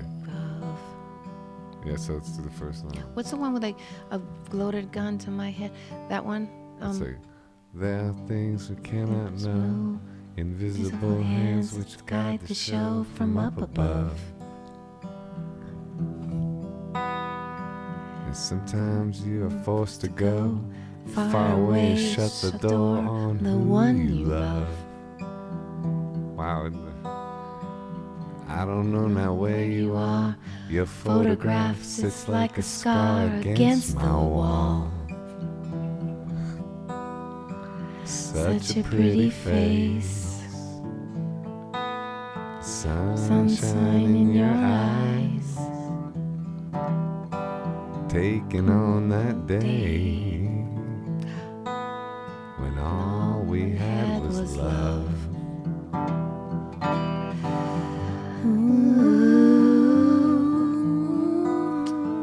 Shut the light on me. Shut the light on me. Shut the light on me. Shut the light on me. Now Jesus, he came down here just to die for all my sins. I need him to come back here and die for me again.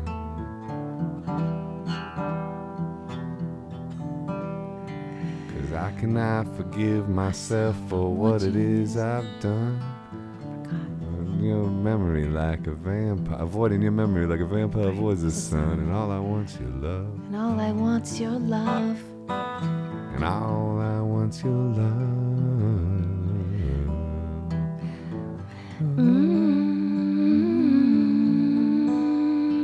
Shut the light on Shut the light on me.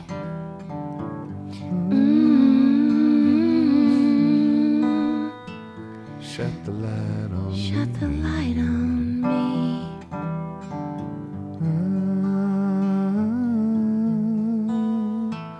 Shut the light on me. That's a perfect song for right now, right? What we were talking about. It's wildly appropriate. But what was the one? Except for Shut the Light on Me. Shut I the- don't. It's like, That was but beautiful, No. guys. thanks, man. But what about the one? Yeah, it was Rosanna. You sing that really well. I forgot. But I there can't was believe you other- remembered Like the the I know. lyrics lyrics. just came out of her. No, I was just like, remember it's whoa. another long time. But there's what is the one? Honestly, I Wait, can't remember. I wait, can't believe we, I remembered Can the we do lyrics. just for fun? We don't have to record it. But what is the one with it's very dark. About Oh yeah, I real put a you. gun blowing up the ocean. I love that song. Wait, you know what I'm talking about? Oh, I love this song. It's kind of dark. Real you. I knew the real you. I miss you.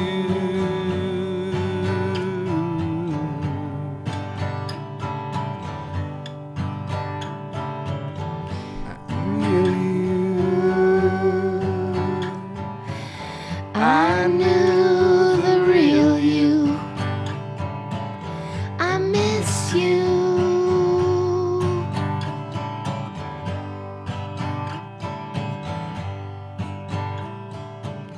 I have to redeem myself Forever and forever. You can hear it in my song.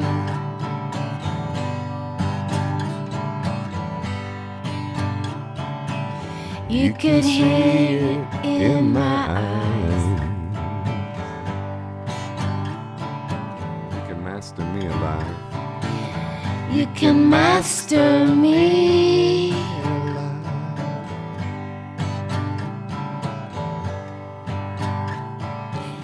You can master me alive.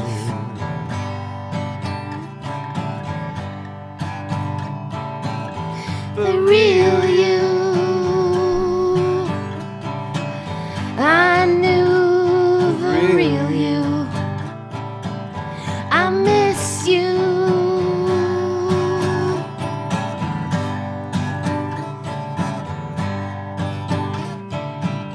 Feel like taking a loaded gun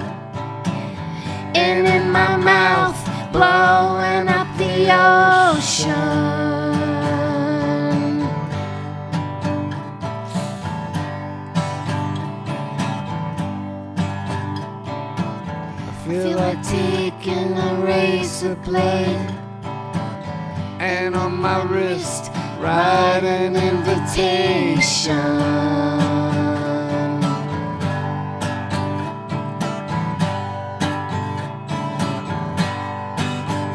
Come to where I'm from.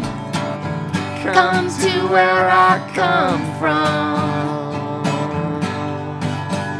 Come to where I'm from.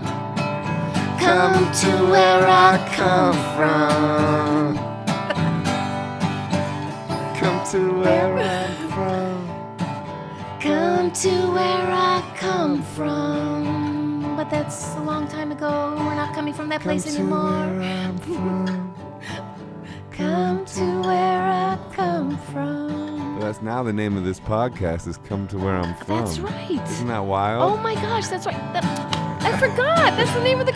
I love this song. It's super dark, and Dude. it's a time of when we all get and we feel that way, right? And that's the way to end it, right? Bro, Right? like, I love you so much. I love you too. Oh my God. I can't believe it because that is the name of the podcast. We forgot. And when I did, it He occurred looked to at me. He looked at me. He's It- like, "Oh my god!" It occurred to me like before we went to that lyric, I was like, oh my God, leave it to Rosanna to like to find the song. because you are a magical being, and Aw. like yeah, you really are. I love that. So I love singing Yeah. with Joe. I can't. And bel- his songs are so beautiful.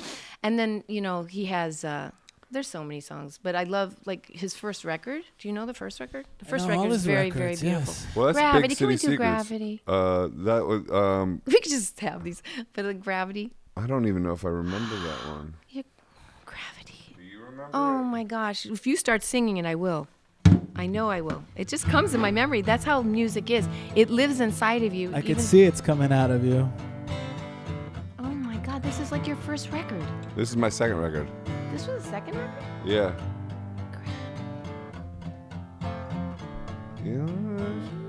That's amazing that you don't remember this, Joe. Why? It's such a time in your life I know. that you are choosing, that To you've forget. moved, you've really moved away. Mm-hmm. And these are songs that are like tattoos, and this tattoo is not sticking anymore. That you don't remember this song is incredible. Well, to me. I should. But I think it's but kind I mean, of amazing. I've written so many songs, No, and you your know. history's It's like acts asking as your somebody to recite the gravity. lyrics for What- your first movie. Yeah, Kinda. well, Yeah, I can't remember to a certain degree. I mean, like those two I just remembered Yeah. without, you're the house you grew up in. Yes. You're in the children. Your mama's shit-eating grin and your daddy's double chin.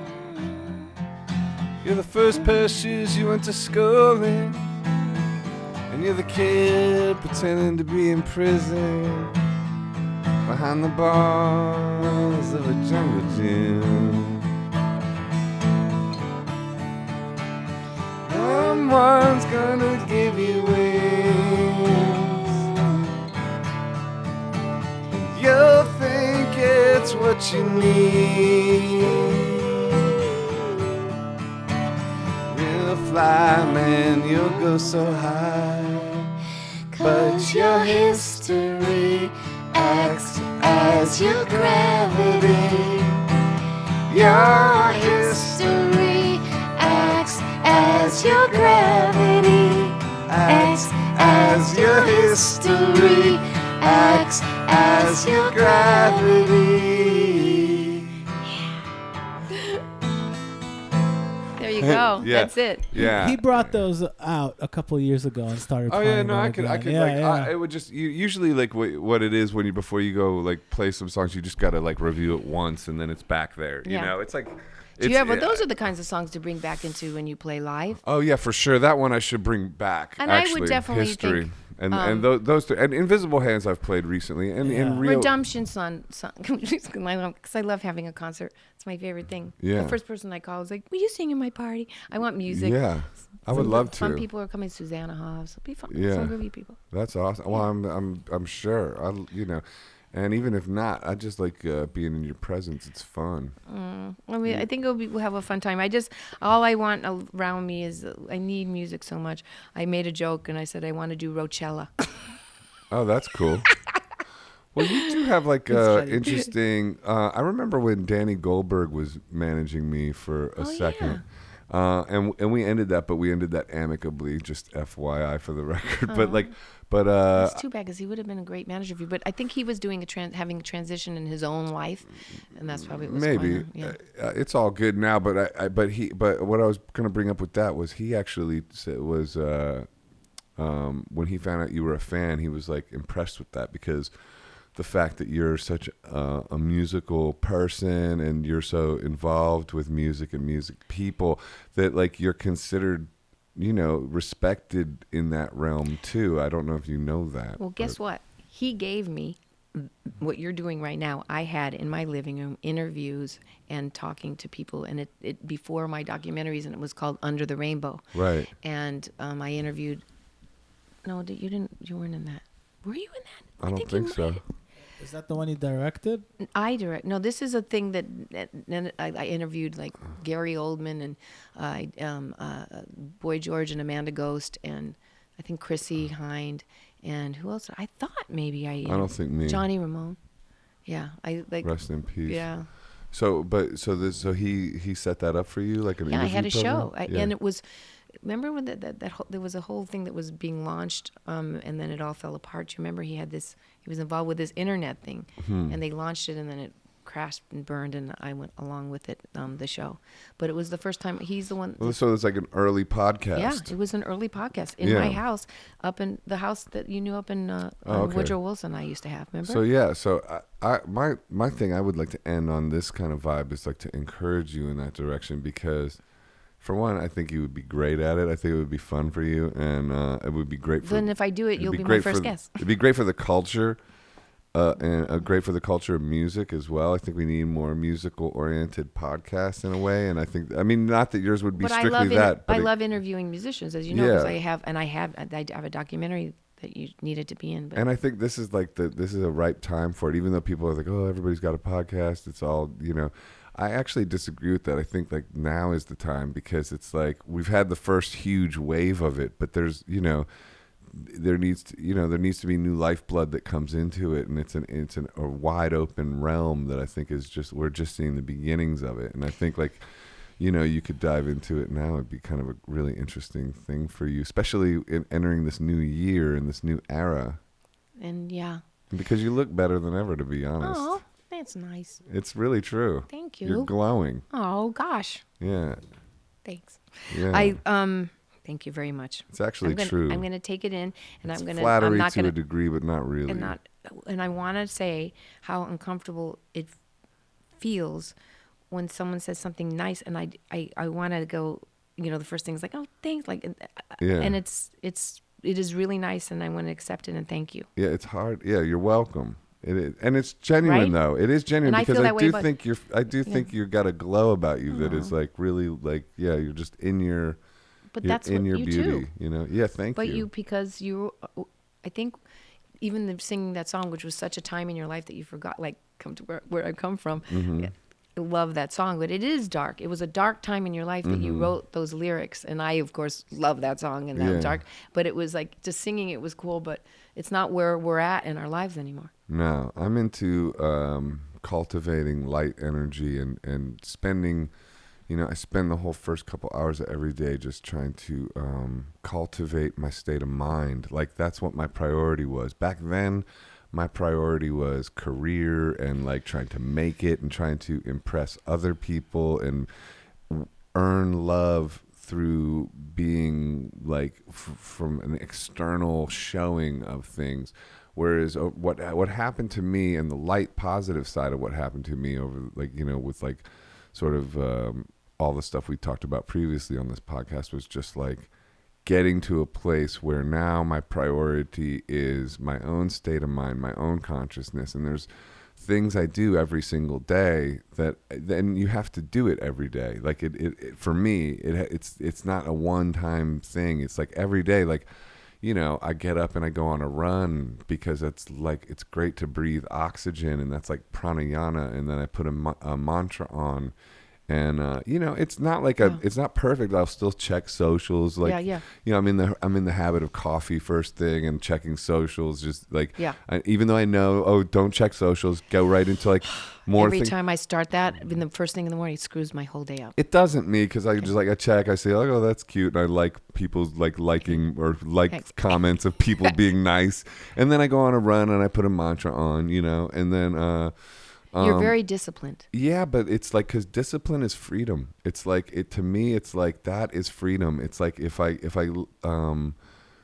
start my day like that, it's like the whole rest of the day is framed in such a way. And if I don't, I'm kind of lost. I can get depressed very easy. I can get into my head. So it's like, if I prioritize just getting my state of mind right, everything else falls into place. Things like this podcast blossoms way more. My music is blossoming way more. Everything that I was trying to focus on before is just sort of happening more organically, because I'm taking care of myself first. And at times when I like fall back into the old way of like going, okay, now my priority is achieving this or doing this, I get miserable real quick. Yeah, I'm with you.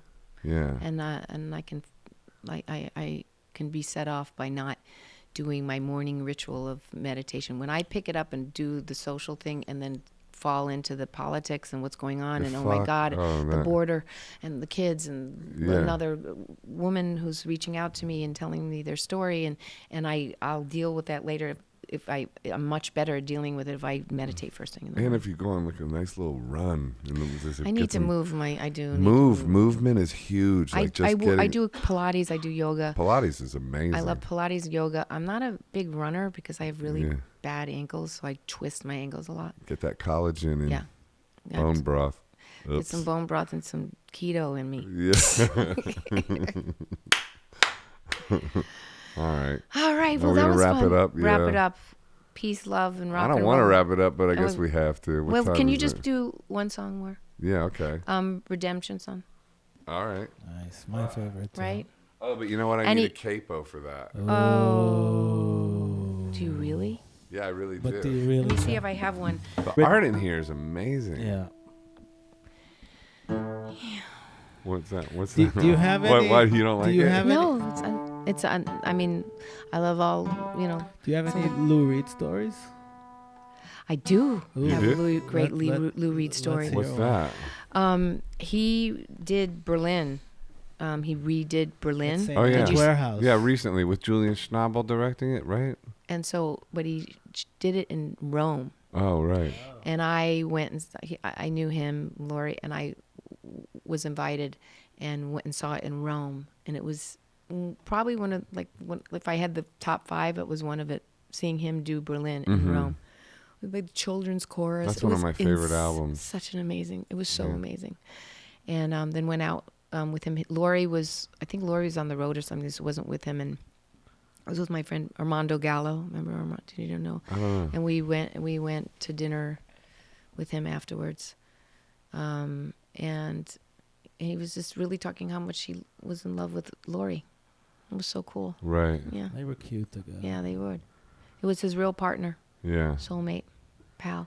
So did you meet him a few times, or was it just? No, I had met him through the years, but I wasn't really super close with him, but yeah, like enough to, go be invited to the show and go to dinner afterwards. But Tom Petty, you were good friends with. I was very close with Tom Petty. Yeah. Especially his daughter Adria, who's one of my dearest friends. Shout out Adria. I love you, Adria, and Anna Kim and the sister and her sister. That was one of the worst days ever. Adria called me, said Dad's in the hospital. Went to the hospital. We were there all day and night, and was there when he left this planet.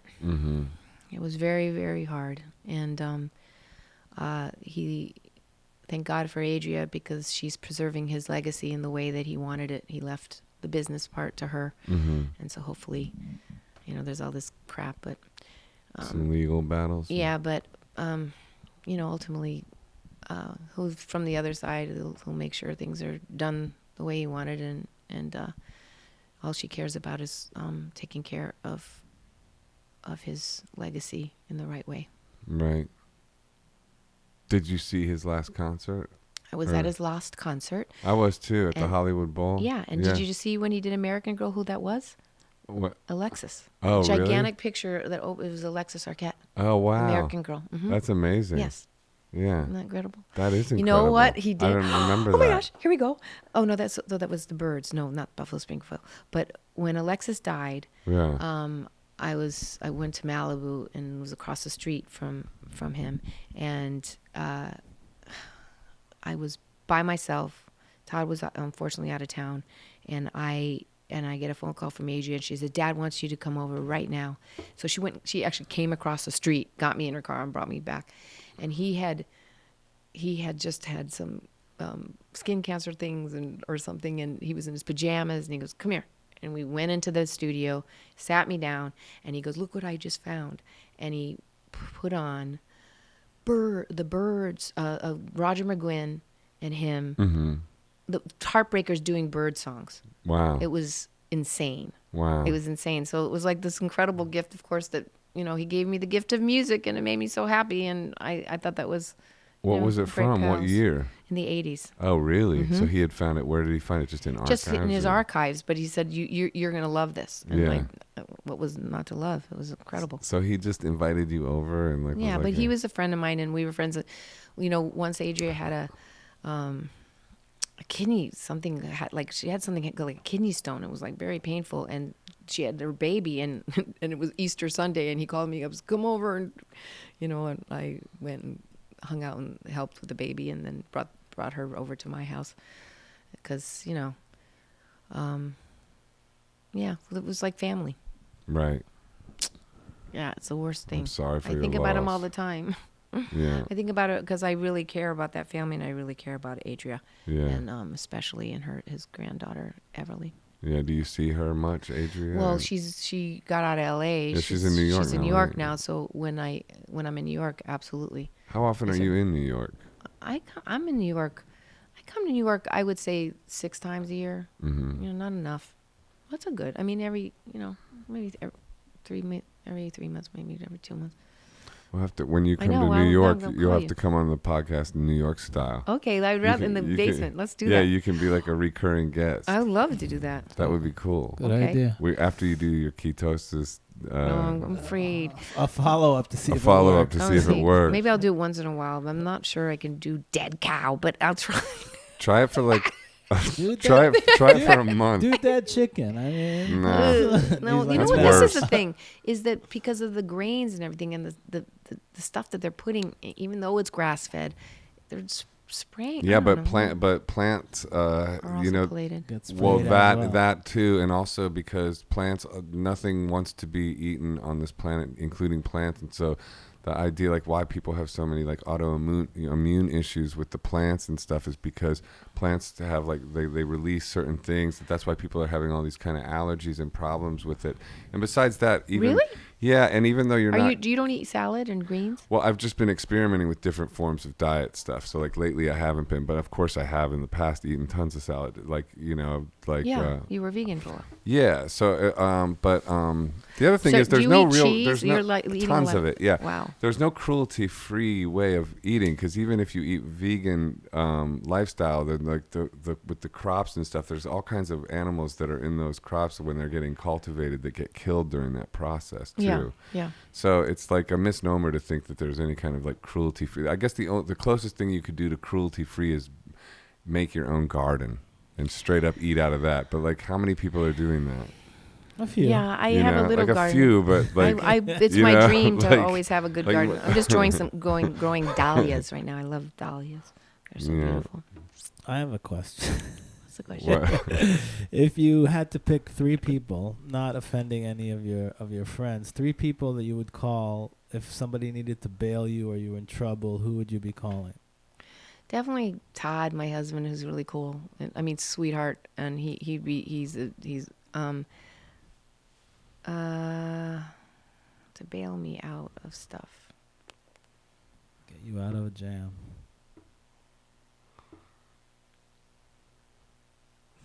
That's a good question. You wouldn't be calling Joe. Why not me? What the fuck? No, but I mean, look, I'm it's, like actually reliable as you know, hell, I know, bro. and you know, I'd actually be who you'd want. Actually, Adria would be one. yeah, Adria would be one. yeah, she's strong. Yeah, she's strong. Adria would Yeah. be. We have each other's backs. Yeah, I could see She that. would definitely be. You know, she's intense and she's strong, Uh-huh. but But she'd be good in a jam. she is good in the jam. She knows how to Yeah. get out of a situation. Yeah. She knows how to handle the I situation. could see that. Yeah. She does. But that was only. But so that was only two though, bro. That was two. I got Let her one more. I answer have the to question. think I think Joe's a good answer for Jo- the third. Honestly, okay, Joe. Joe now. Okay, that's awesome. Joe That's good now to is know, good. Joe. 2019. Yeah, thank you. 2019, So Joe. then you're gonna have my back. That's really good to know. Yeah, I would have your back. Are you But kidding? I have some female energy out there. So one of the person was a woman named Dr. Astrid Hagar, Mm-hmm. who was the first child abuse doctor.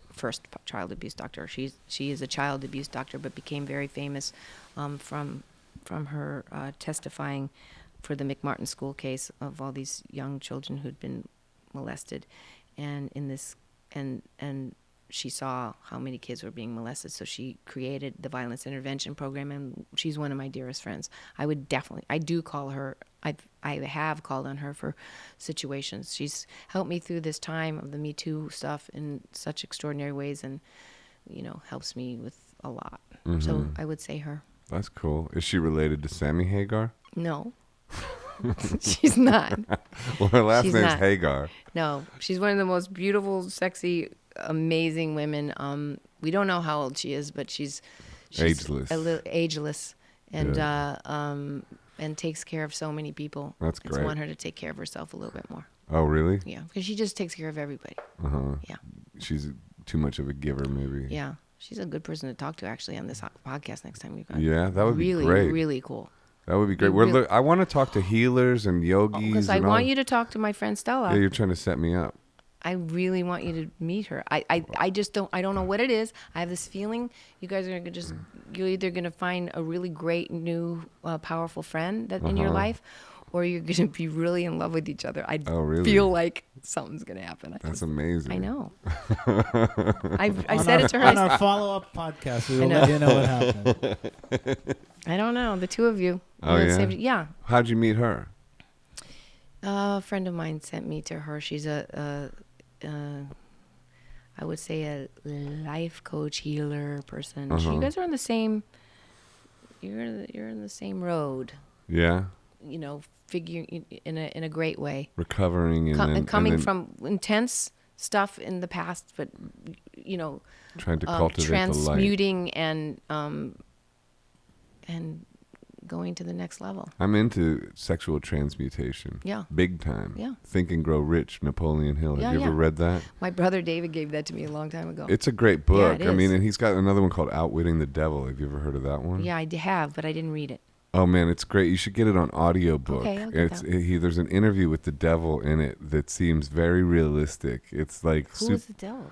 well, it's Some it's person who's just talking the in inside a of. devilish voice, but Or- but it's Napoleon Hill. He wrote the book in and the 30s, right? yeah, well, actually, No. yeah, in the 30s, that's right. And the devil even within the interview was like, "Don't worry, you're not going to publish this because If you do, if you're you not do, you're gonna be in trouble. you're going to get ruined and people will hate you for it and everything." And the wild thing is he didn't publish it, and even his wife resisted publishing it, and they actually didn't publish it until after his wife died. So it didn't get published until 2010 or something like that. Do you think which it's is- weird to listen to and it's bad energy? To No. listen to It's it? incredible because the devil's being forthright and completely honest within the interview, and they even ask questions like, what's worse, to smoking or drinking? They asked the devil that, and the devil or the Drinking. devil, no, the devil, and this was in the 30s when doctors would actually prescribe people cigarettes as like curative things, and the devil said he likes smoking as a way of fucking humanity up more than even drinking, and the reason, it wasn't because of cancer. The reason why was because smoking creates drift. There was a whole chapter on smoking creates drift. It means that like people don't get up and get after it. They don't get up and get into that run. They don't get up and breathe that air. They don't get their state of mind together. When they're smoking, they're going to like get up, they're going to like drink coffee, and they're going to sit there and smoke cigarettes. And it's that drift. It's just like that like, you know, and that's what all these devices are inducing in people. They're inducing drift. We get up and like, this is the new smoking. This is the new smoking. Like, I'm just, by like- the way, I need to turn it on because my friend That's fine, but, Amanda like- was gonna come over and she's landing. But like that's what's amazing is that this stuff, like, you know, like that the devil, like the thing that gets us the worst isn't something extreme. Like, it's more the drift, you know. That's what you got to really like look out for. But God, I never was a big cigarette smoker. I have so one thing I get really crazy about was when Zoe smokes. I hate it. And my mom died of cancer. Like, why are you smoking? What's the deal? But Yeah. you know, but you can't judge, and everybody's got their own. And I don't have any missed calls. It doesn't look like. So we're good. Yeah. but anyway, sexual transmutation is a big deal because So you is cultivate. that, That's part of the whole, like, that's tantric. just to take it back to like full circle, like where we started this whole thing on porn and everything like that. But Yeah. like the nofap thing, like just cultivating your sort of chi, you know, you're like. Are you talking about tantric?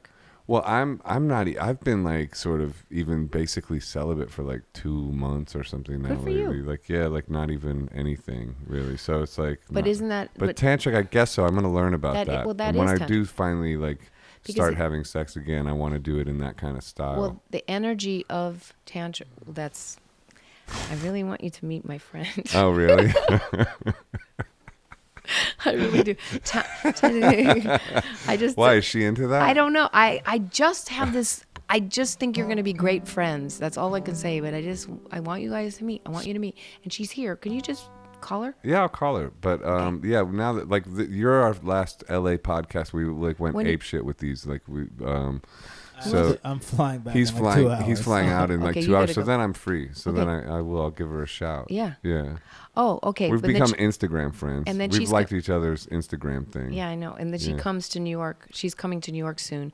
And then you'll be back here hopefully in August. So she's a healer. You're coming back. Yeah, I'll come back. She's the real deal. Mhm. She's not only she's incredible. How did she heal you or help you? It's just energetic. I gotta tell you, things have shifted. She just has. Like what? You can't put it into words, but there's a flow that's happening. It felt like there was a lot of Stuckness. and Blockage. and blockage, and I think she's cleared the way for some flow, Mm-hmm. and How? by helping me do it. Like she's not saying that she's God, but she has an energetic way of helping you move through your own stuff. And how does she do that? It's hard to explain.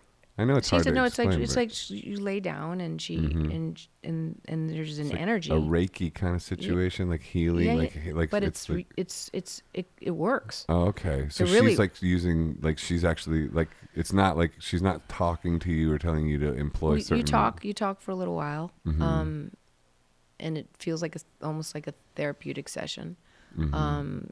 She was inspirational in pushing me in the direction of going and taking care of the 12-step stuff in terms of my codependence. Codependency. So that could be out of the way, Right. and I could just move through stuff with that not being in the way. Getting to the source of that stuff, maybe. And then and so it's almost like it's like life.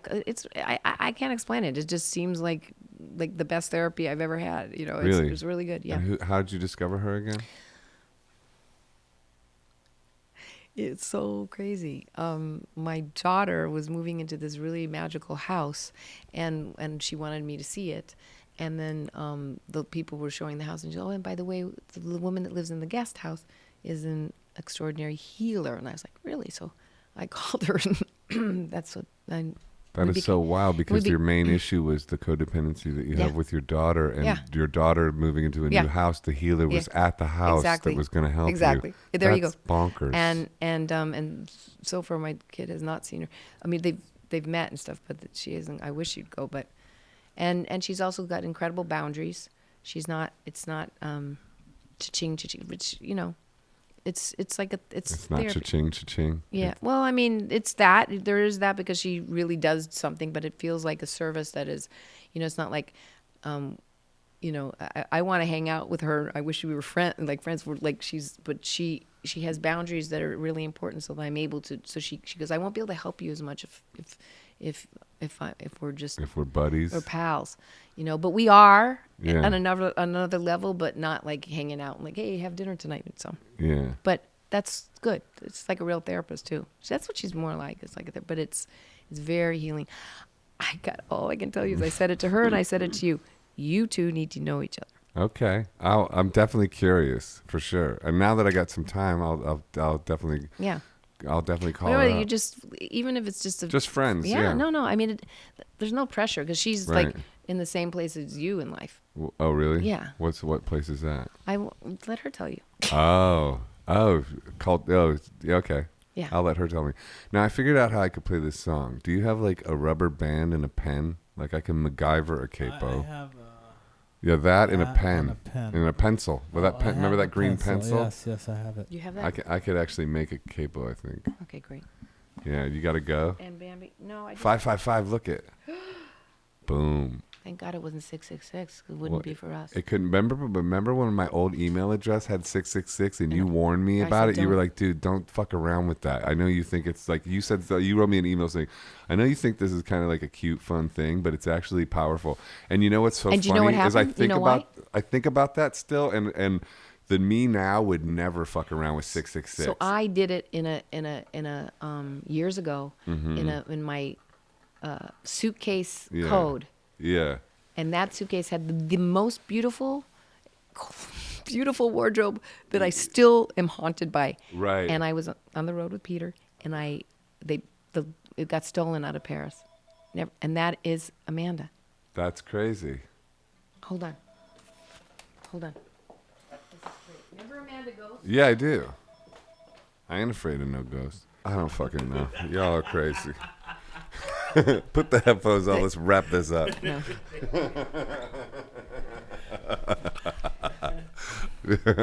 Politics is not my strong suit. But anyway, Who made those beautiful bracelets? they're made out of rubber. Actually, I got them in the first yoga or in this Brooklyn. What? I know they look metal, don't they? They're rubber. Those are great. I've had them on for a long Yeah, time now. good. So you can do yoga in I them. thought you got yeah. those welded on. Nah. They're good. Yeah. Where do you go to yoga? Lately I go to Yoga to the People in St. Mark Street, and I've been doing this Ashtanga practice I like across the Ashtanga. street called New Vibe, and I went to Lions Den in NYC also, which is hot yoga. In LA I go to Urban Exhale, which is a great hot yoga studio. Where's Which, that? that's right there on La Brea, I think. Jiva Mukti? You ever go to Jiva Mukti? I don't know what that is. Jiva Mukti is Is that in LA? No, it's in New York. Oh. In Union Square. Uh-huh. It's called Jiva Mukti. Okay, It's I'll a check. great, I'll check great it out. yoga studio. I think you'll like it. I love yoga. Yeah, I then love you me might some- really love this Are you place. practicing yoga? I have a woman that Tony. Oh, that's another person I should say. My female friend would be Tony Di Vincenzo, my yoga teacher. Yes, Okay. she's one person I would. Do you ever go to like a class? I used to go to class all the time. I think those are like there's something about like practicing need to with be people. back Yeah.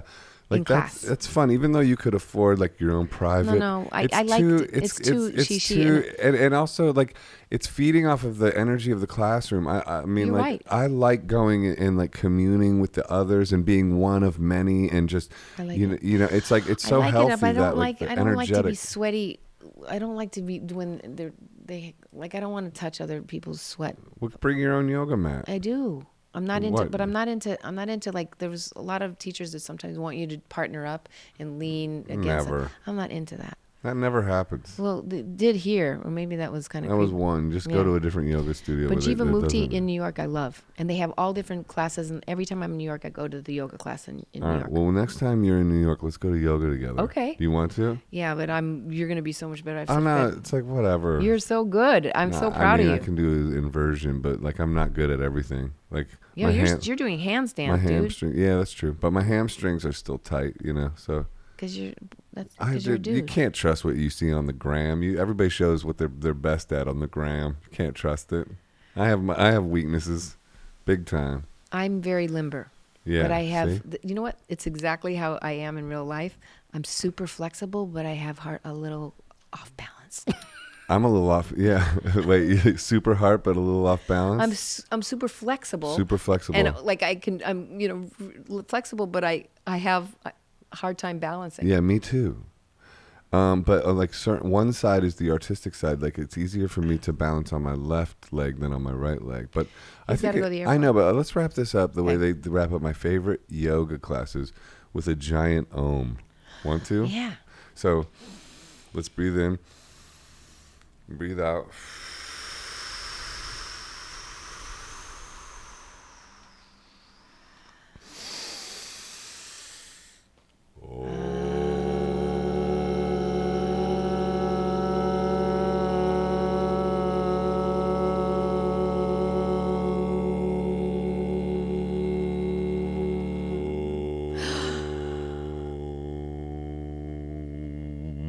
You sound like the Tibetan ones.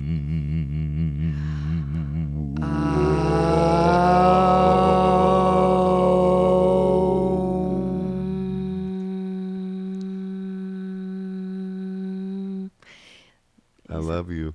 I love you too. That's proper. Yeah. Thanks, I Rosanna. love you too, man. That's I love awesome. you. Yeah. That was so cool. See you later. Yeah. I'll see you in New York. See you in New York.